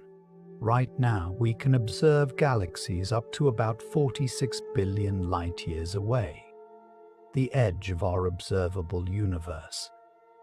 But as time goes on, distant galaxies will cross this horizon, and their light will never be able to reach us again. They'll simply fade from view, red-shifted beyond detectability. In about 150 billion years, all galaxies outside our local group, the gravitationally bound collection of galaxies that includes the Milky Way, Andromeda, and about 50 smaller galaxies, will have receded beyond our cosmic horizon. An observer in the far future, looking out at the night sky, would see only the stars of their own merged supergalaxy descended from the collision of the Milky Way and Andromeda that will occur in about 4 billion years. The rest of the universe would be invisible, lost beyond an impassable barrier of expanding space. This future observer, if they didn't have records of our current observations, might conclude that the universe consists of only one galaxy, theirs, surrounded by empty space extending infinitely in all directions. They'd have no way to detect the cosmic microwave background, which would have redshifted to undetectable wavelengths. They'd have no way to see distant galaxies.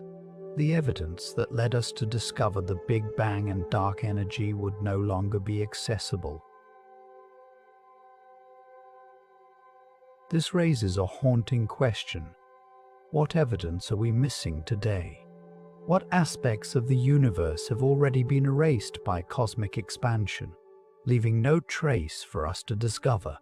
It's possible that critical information about the universe's origin or composition has been lost to expansion and will never be able to recover it. For the galaxies themselves, isolation means an end to interactions with neighbors.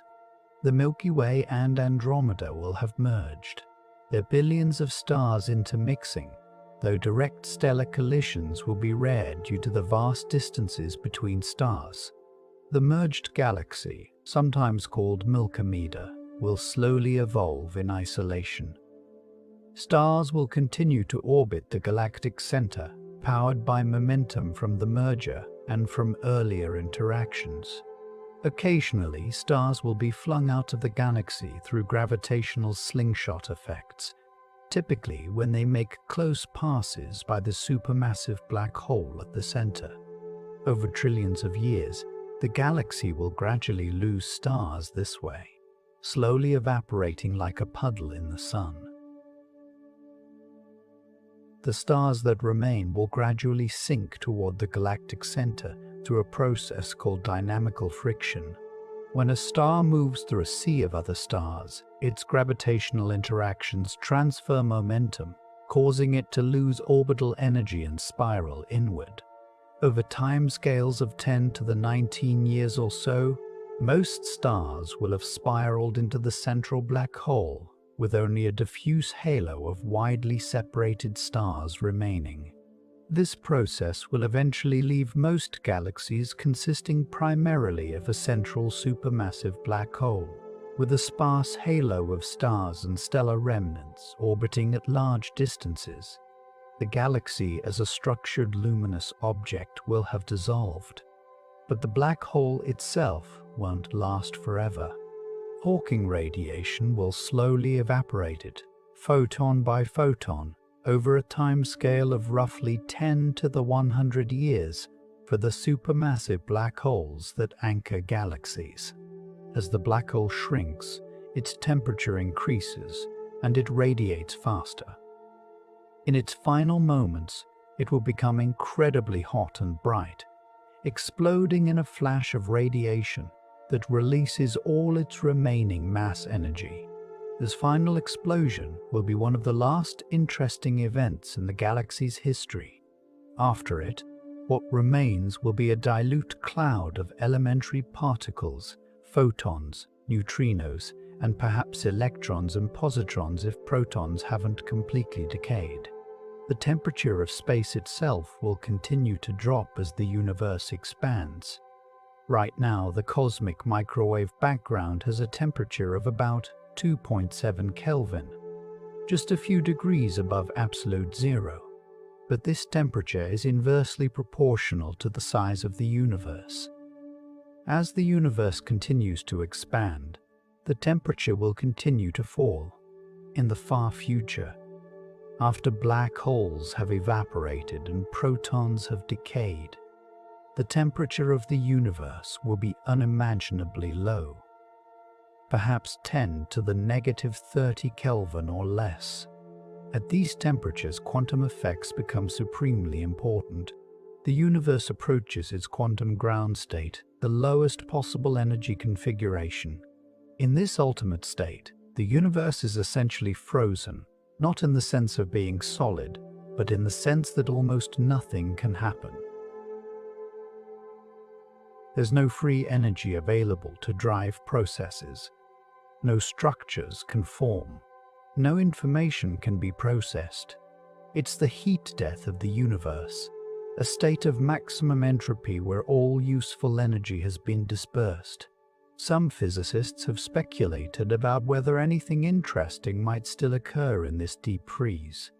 Roger Penrose has proposed that black holes might leave behind some kind of informational imprint after they evaporate, though this remains highly speculative. Others have suggested that quantum fluctuations might still create brief moments of order in isolated regions, though these would be extraordinarily rare and short-lived. There's also the question of whether dark energy remains constant forever. If it continues as current observations suggest, then the universe will expand eternally, approaching but never quite reaching absolute zero temperature. If dark energy somehow decays or changes character, the future might be different, but all our current evidence points toward eternal expansion and eventual heat death.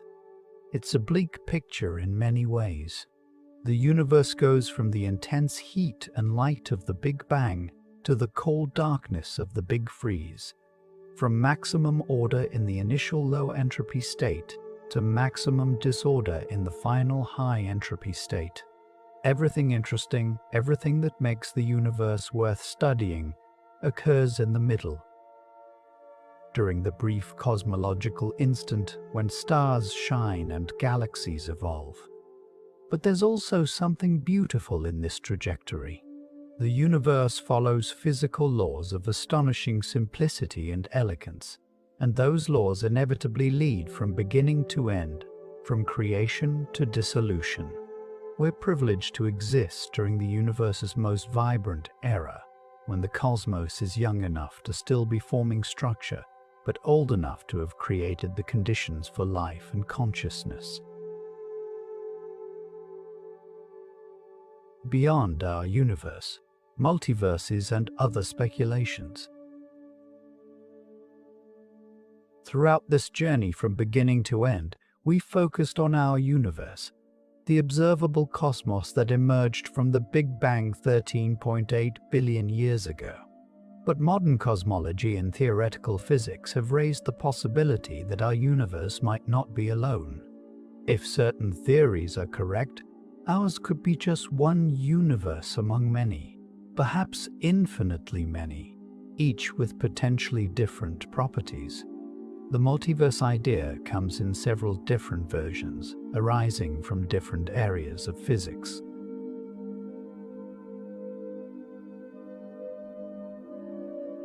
The most direct connection comes from inflation theory. Remember that inflation is driven by a scalar field, the inflaton, rolling down an energy hill. In many inflation models, this field doesn't roll down everywhere at once. Instead, inflation ends in some regions while continuing in others. In regions where inflation continues, space keeps expanding exponentially, doubling and redoubling at incredible rates. Eventually, inflation will end in some subregions of these still inflating areas, creating new bubble universes within the inflating space. But inflation continues in other regions, which themselves spawn more bubble universes, and so on forever. This is called eternal inflation. And it creates a fractal-like structure of bubble universes embedded in an eternally inflating space. Each bubble, including ours, undergoes its own Big Bang when inflation ends in that region, converting the inflaton's energy into matter and radiation. From inside any bubble, including ours, the exterior inflating space is forever beyond observation, receding faster than light. Different bubble universes might have different physical properties. The values of fundamental constants, like the strength of gravity or the mass of the electron, might vary from bubble to bubble. Even the laws of physics themselves, or at least the effective laws at low energies, might differ. This idea connects to string theory, which attempts to unify quantum mechanics and gravity. String theory suggests that our familiar three dimensions of space and one of time are embedded in a higher dimensional space, with the extra dimensions curled up too small to detect directly. The way these extra dimensions are configured determines the effective laws of physics we observe. String theory allows for an enormous number of possible configurations, perhaps 10 to the 500 or more, collectively called the landscape of string theory. Each configuration corresponds to a different possible universe with different physical constants and laws. If inflation creates multiple bubble universes, and string theory describes the fundamental physics, then different bubbles might settle into different points in the string landscape, creating a vast multiverse of universes with varying properties. This would explain why our universe seems fine-tuned for life. Many physicists have noted that if fundamental constants were even slightly different, life as we know it couldn't exist. Change the strength of gravity a bit, and stars couldn't form or would burn out too quickly. Change the strength of the electromagnetic force, and atoms wouldn't be stable. Change the mass of the electron, and chemistry would be impossible. In a single universe, this fine-tuning might seem to require explanation, perhaps even suggesting design. But in a multiverse where every possible set of constants exists somewhere, it's simply selection bias. We necessarily find ourselves in a universe compatible with our existence, because we couldn't exist in the vast majority of universes where the constants don't allow for stars, planets, and life. This is called the anthropic principle, and while controversial, it's a natural consequence of multiverse theories. Another version of the multiverse comes from quantum mechanics. The standard interpretation of quantum mechanics, the Copenhagen interpretation, says that quantum systems exist in superpositions of multiple states until they're measured, at which point the wave function collapses to a definite state. But the collapse process itself is mysterious and doesn't follow from the fundamental equations. The many worlds interpretation, proposed by Hugh Everett in 1957, eliminates collapse by suggesting that all possible outcomes of a quantum measurement actually occur, each in a separate branch of reality. When you measure a particle's spin and find it pointing up, there's another branch of reality where you found it pointing down.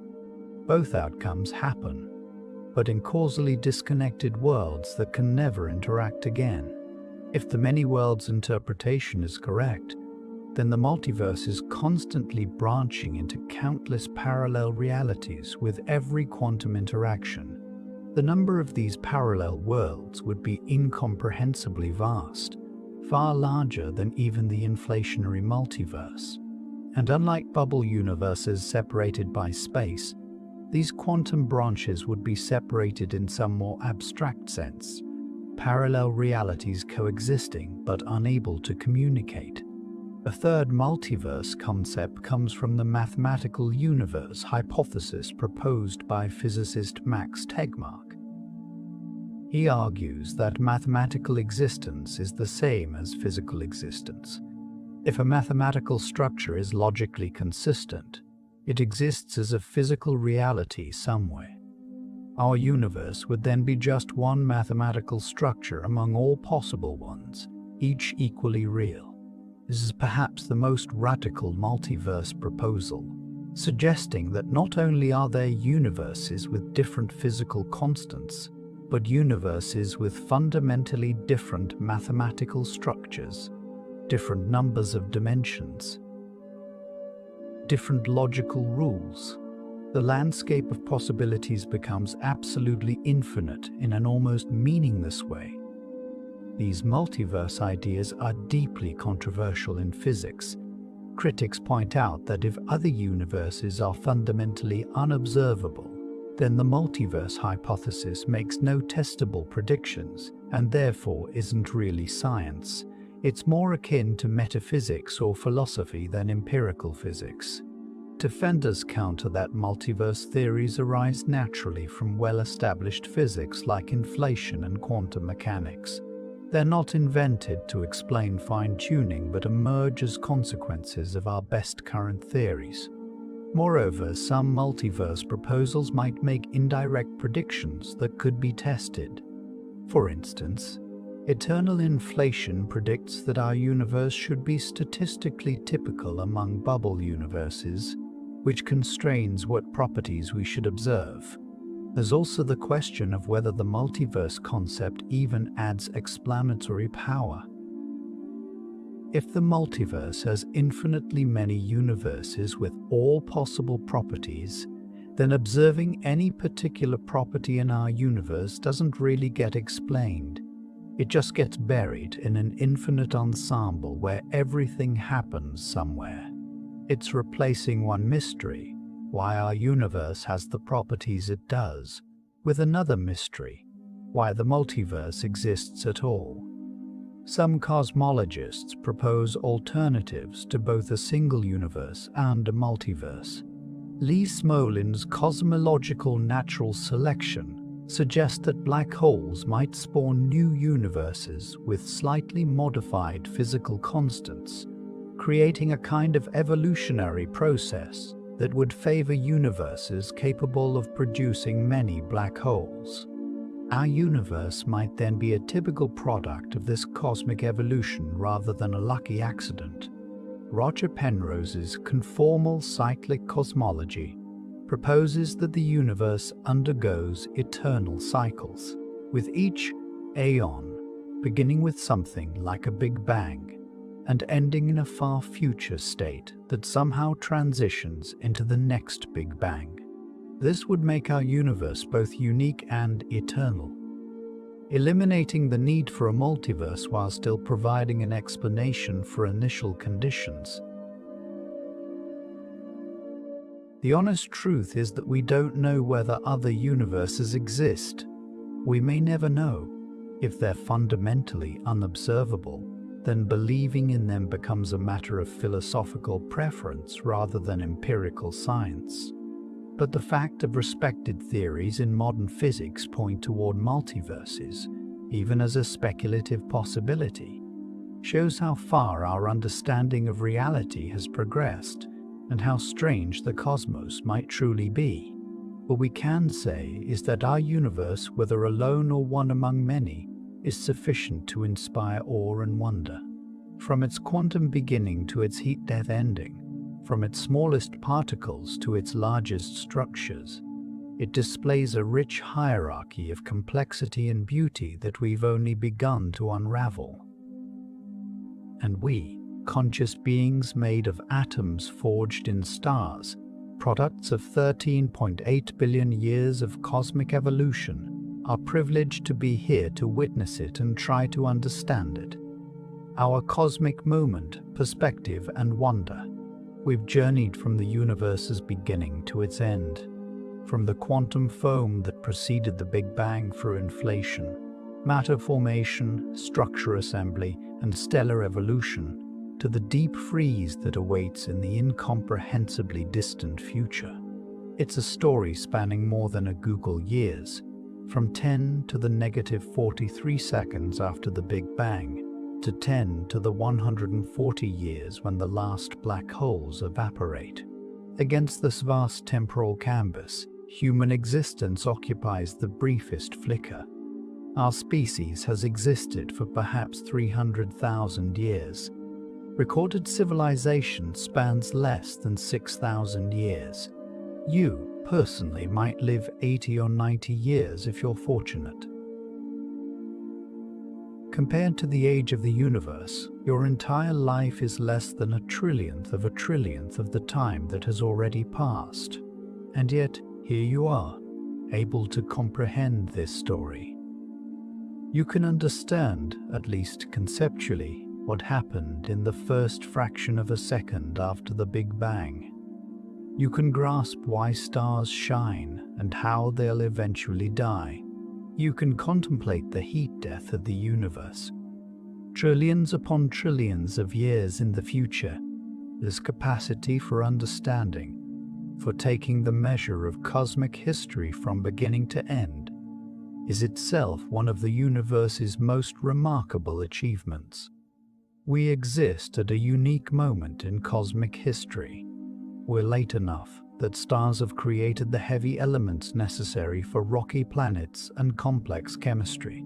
We're early enough that the night sky is still filled with galaxies, that the evidence of the Big Bang is still accessible to our telescopes, that stars are still being born at a healthy rate across the cosmos.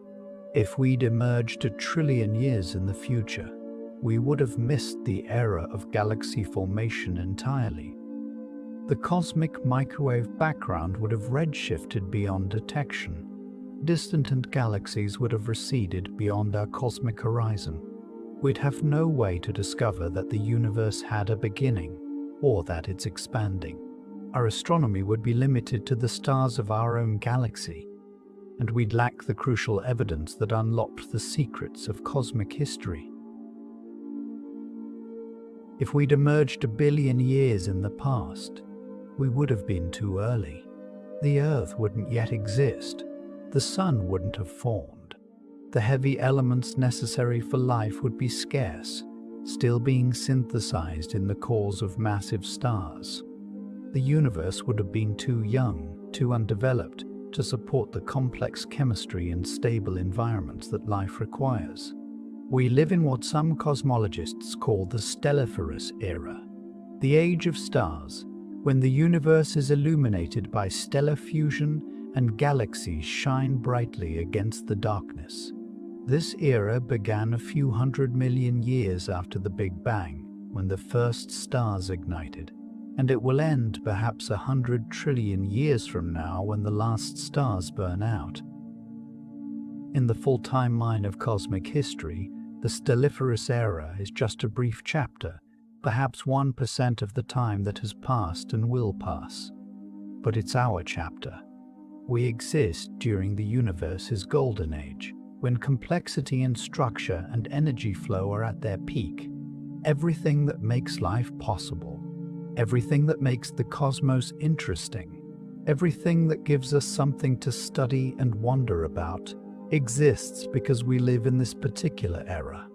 There's something deeply moving about this realization. We are not eternal. Our civilization, our species, our planet, our star, our galaxy will all eventually fade and disappear. On the vast timescales of cosmic history, we're here for just an instant. But during that instant, we've managed to figure out where we came from and where we're going. We've traced the history of the universe from its quantum beginning to its heat-death ending. We've understood our place in space and time. This understanding comes from human curiosity, ingenuity, and persistence. From ancient peoples tracking the motions of stars and planets to modern cosmologists analyzing data from space telescopes and particle accelerators, countless individuals have contributed pieces to this cosmic puzzle. Each generation has built on the work of those who came before, gradually assembling a picture of reality that grows more complete and more astonishing with each passing year. The telescopes we've built are time machines, allowing us to look billions of years into the past. The James Webb Space Telescope captures photons that have been traveling through space since the universe was just a few 100 million years old. When we look at those images, we're seeing galaxies as they existed in the cosmic dawn, their light carrying information across billions of light years and billions of years to reach our senses. The particle accelerators we've constructed recreate, in miniature, conditions that existed in the first microseconds after the Big Bang. By smashing particles together at enormous energies, we can study the fundamental forces and particles that shaped the early universe. We're literally reproducing pieces of cosmic history in laboratories here on Earth. The mathematical equations we've developed describe processes occurring at every scale, from quantum fluctuations smaller than atoms, to the expansion of the entire observable universe. Einstein's field equations of general relativity, all by themselves, encode the entire history of cosmic expansion from the Big Bang to the present and into the far future. The Schrödinger equation governs how quantum states evolve, determining everything from the behavior of electrons in atoms to the quantum fluctuations that seeded cosmic structure. This is the power of science and mathematics, our most effective tools for understanding reality. They allow us to transcend the limitations of our senses and our intuitions, to grasp truths about the universe that are invisible to direct observation, to make predictions that are confirmed by observations, sometimes decades or even centuries later. And yet, for all we've learned, mysteries remain. We don't know what dark matter is made of. We don't know the true nature of dark energy. We don't fully understand how the first galaxies formed so quickly. We don't know if protons decay or if the universe is truly infinite. We don't know whether other universes exist. We don't even know if our current theories of physics are correct at the deepest level, or if they're approximations to some more fundamental theory waiting to be discovered. These mysteries aren't failures of science. They're invitations to future discovery. Every answer we find raises new questions. Every mystery we solve reveals deeper puzzles. This is how knowledge grows, not through achieving complete understanding all at once, but through incremental progress, each generation seeing a bit further than the last, standing on the shoulders of giants. As Newton famously put it, the story of the universe's beginning and end is not finished. We're still writing it, still refining it, still discovering new chapters and revising old ones in light of new evidence. The DESI results hinting at evolving dark energy might force us to rethink the universe's ultimate fate. Future observations from next-generation telescopes might reveal new aspects of the early universe that challenge our current models. Breakthroughs in theoretical physics might finally unify quantum mechanics and gravity, allowing us to understand what really happened at the moment of the Big Bang. What's certain is that the universe itself will continue to evolve according to physical law, indifferent to whether we understand it or not. Stars will continue to burn and die. Galaxies will continue to recede from each other. Dark energy will continue to drive cosmic acceleration.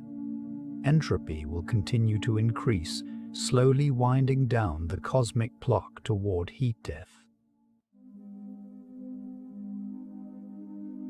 But for now, in this brief cosmic instant, we're here to witness it. We can look up at the night sky and know that those points of light are distant suns, some of them orbited by planets, some of them dying in supernova explosions, some of them surrounded by nascent solar systems where new planets are forming. We can detect the faint whisper of radiation left over from the Big Bang itself, a cosmic background hum that fills all of space. We can calculate backward to the moment of creation and forward to the end of time. This is the triumph of the human intellect, our greatest achievement as a species. Not our technology, impressive though it is, not our art or culture or civilization, but our ability to understand, to comprehend the cosmos in which we find ourselves, to answer questions that have haunted humanity since we first looked up at the stars and wondered.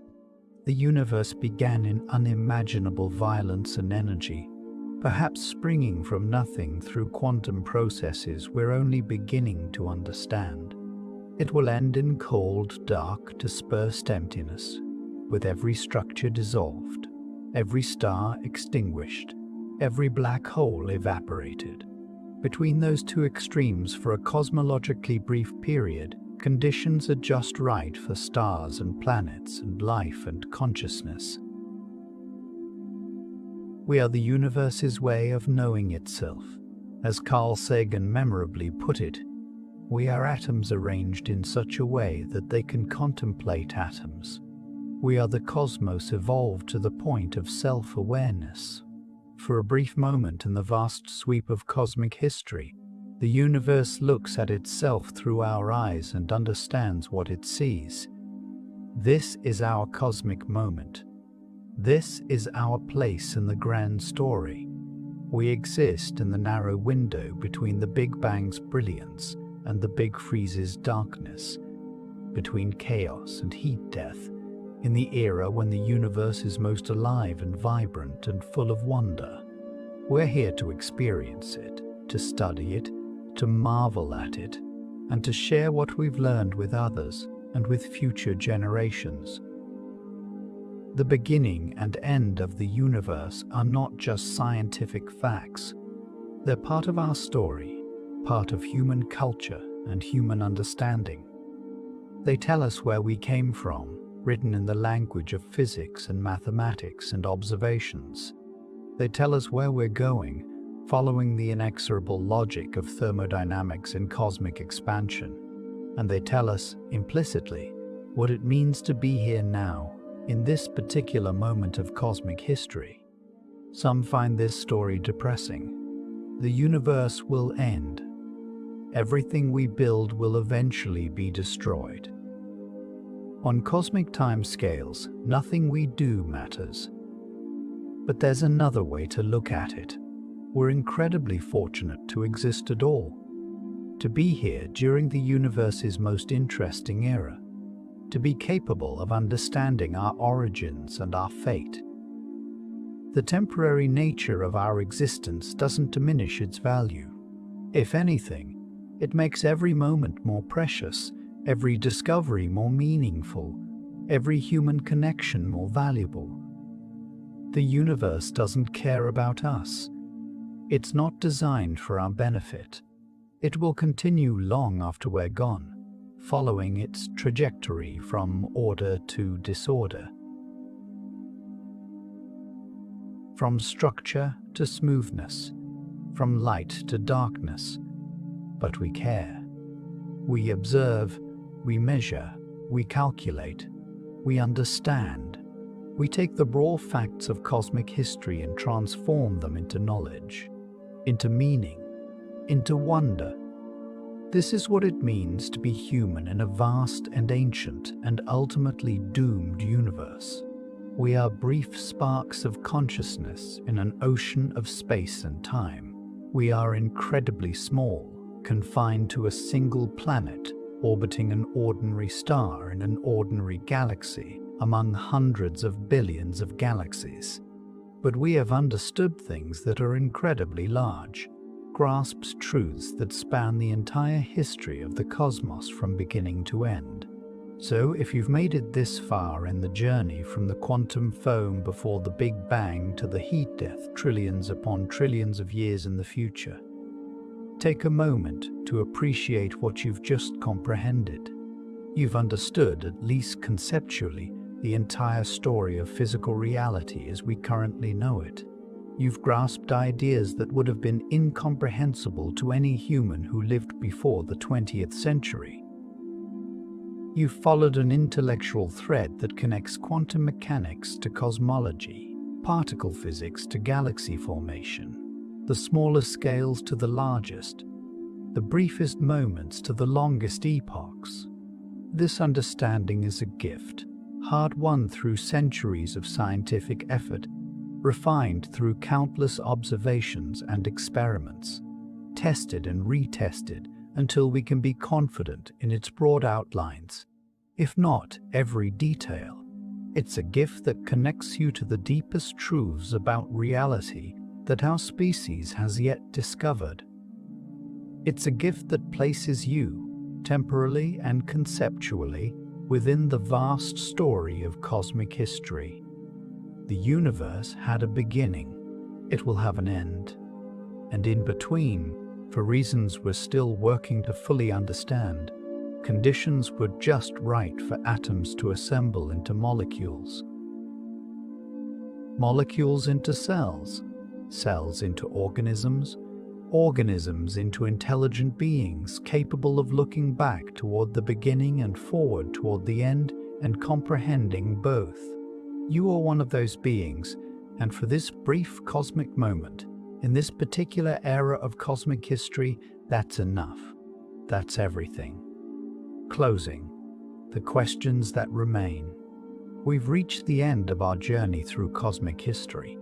From the Big Bang to the Big Freeze, from the first quantum fluctuation to the last black hole evaporation. But in many ways, we're only at the beginning of understanding. For every question we've answered, we've uncovered new ones. We know the universe began 13.8 billion years ago, but we still don't fully understand how something came from nothing or what, if anything, came before.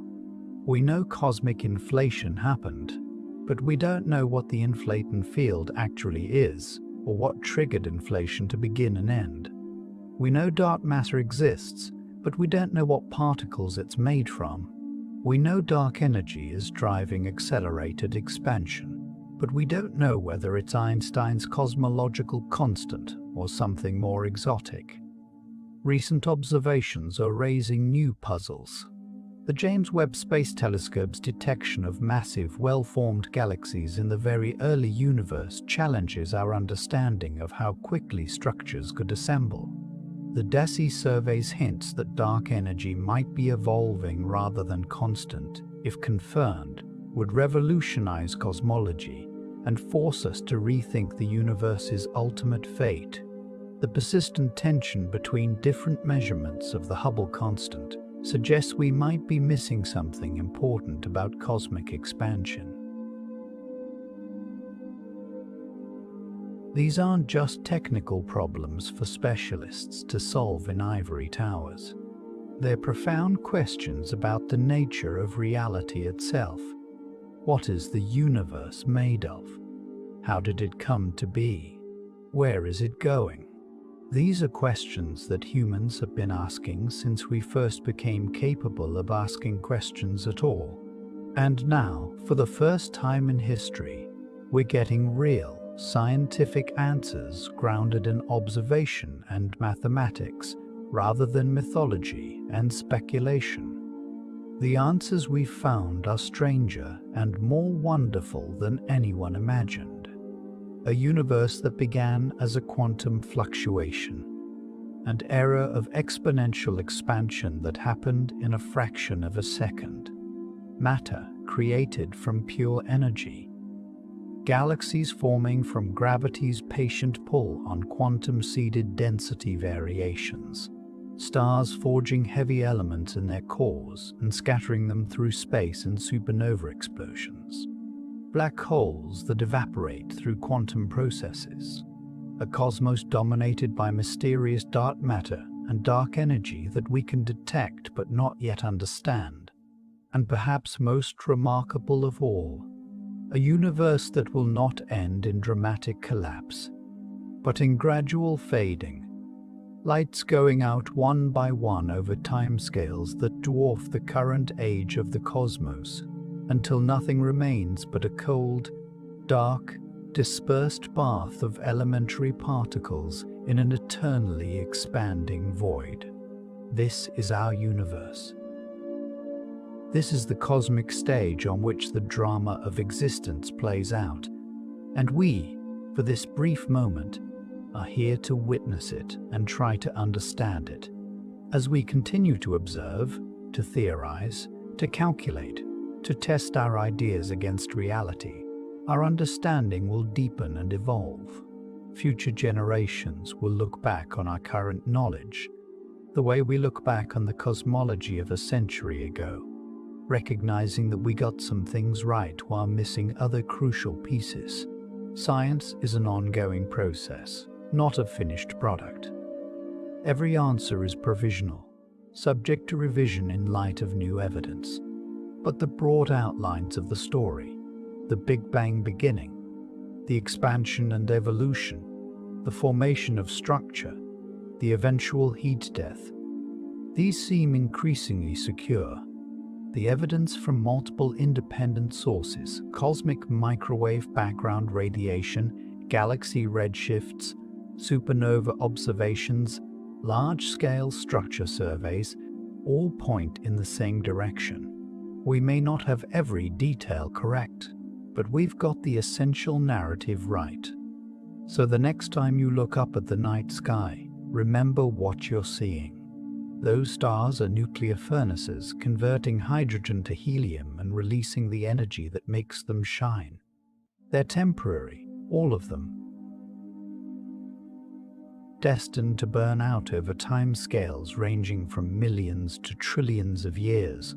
The darkness between them is space itself, expanding, carrying galaxies apart, driven by dark energy we're only beginning to understand. That faint band of light, the Milky Way, is our home galaxy seen edge on, containing hundreds of billions of stars including our Sun. And beyond it, too far to see with the naked eye, are hundreds of billions of other galaxies, each containing hundreds of billions of stars scattered across billions of light-years of space. All of it began 13.8 billion years ago in a hot, dense state. All of it will end, gradually but inevitably, in a cold, empty state incomprehensibly far in the future. And right now, in between, you're here, aware of it, able to comprehend it, part of the universe's ongoing adventure of self-discovery. This is the story of the beginning and end of the universe. This is the story of where we came from and where we're going. This is the story, as far as we can tell, of everything. If you enjoyed this journey through cosmic history, if it sparked your curiosity or sense of wonder, do me a favor, hit that like button and subscribe to the channel. Share this video with someone who appreciates the profound mysteries of existence. And keep looking up, keep questioning, keep wondering about the cosmos and our place in it. Because ultimately, that's what makes us human, not our technology or our civilizations, but our ability to look at the universe and ask why. Our capacity to observe and measure and calculate and understand. Our drive to push back the boundaries of ignorance and expand the frontiers of knowledge. The universe began. The universe will end. But for now, it's here, vast and ancient, and full of wonders. And so are we, lucky enough to be conscious during the brief era when the cosmos is most alive, most full of light and structure and possibility. That's our cosmic inheritance. That's our moment in the sun. Make the most of it, and never stop wondering about where we came from, where we're going, and what it all means. Thanks for watching. Until next time, keep looking up at the stars, and remember, you're made of the same stuff they are. We're all stardust.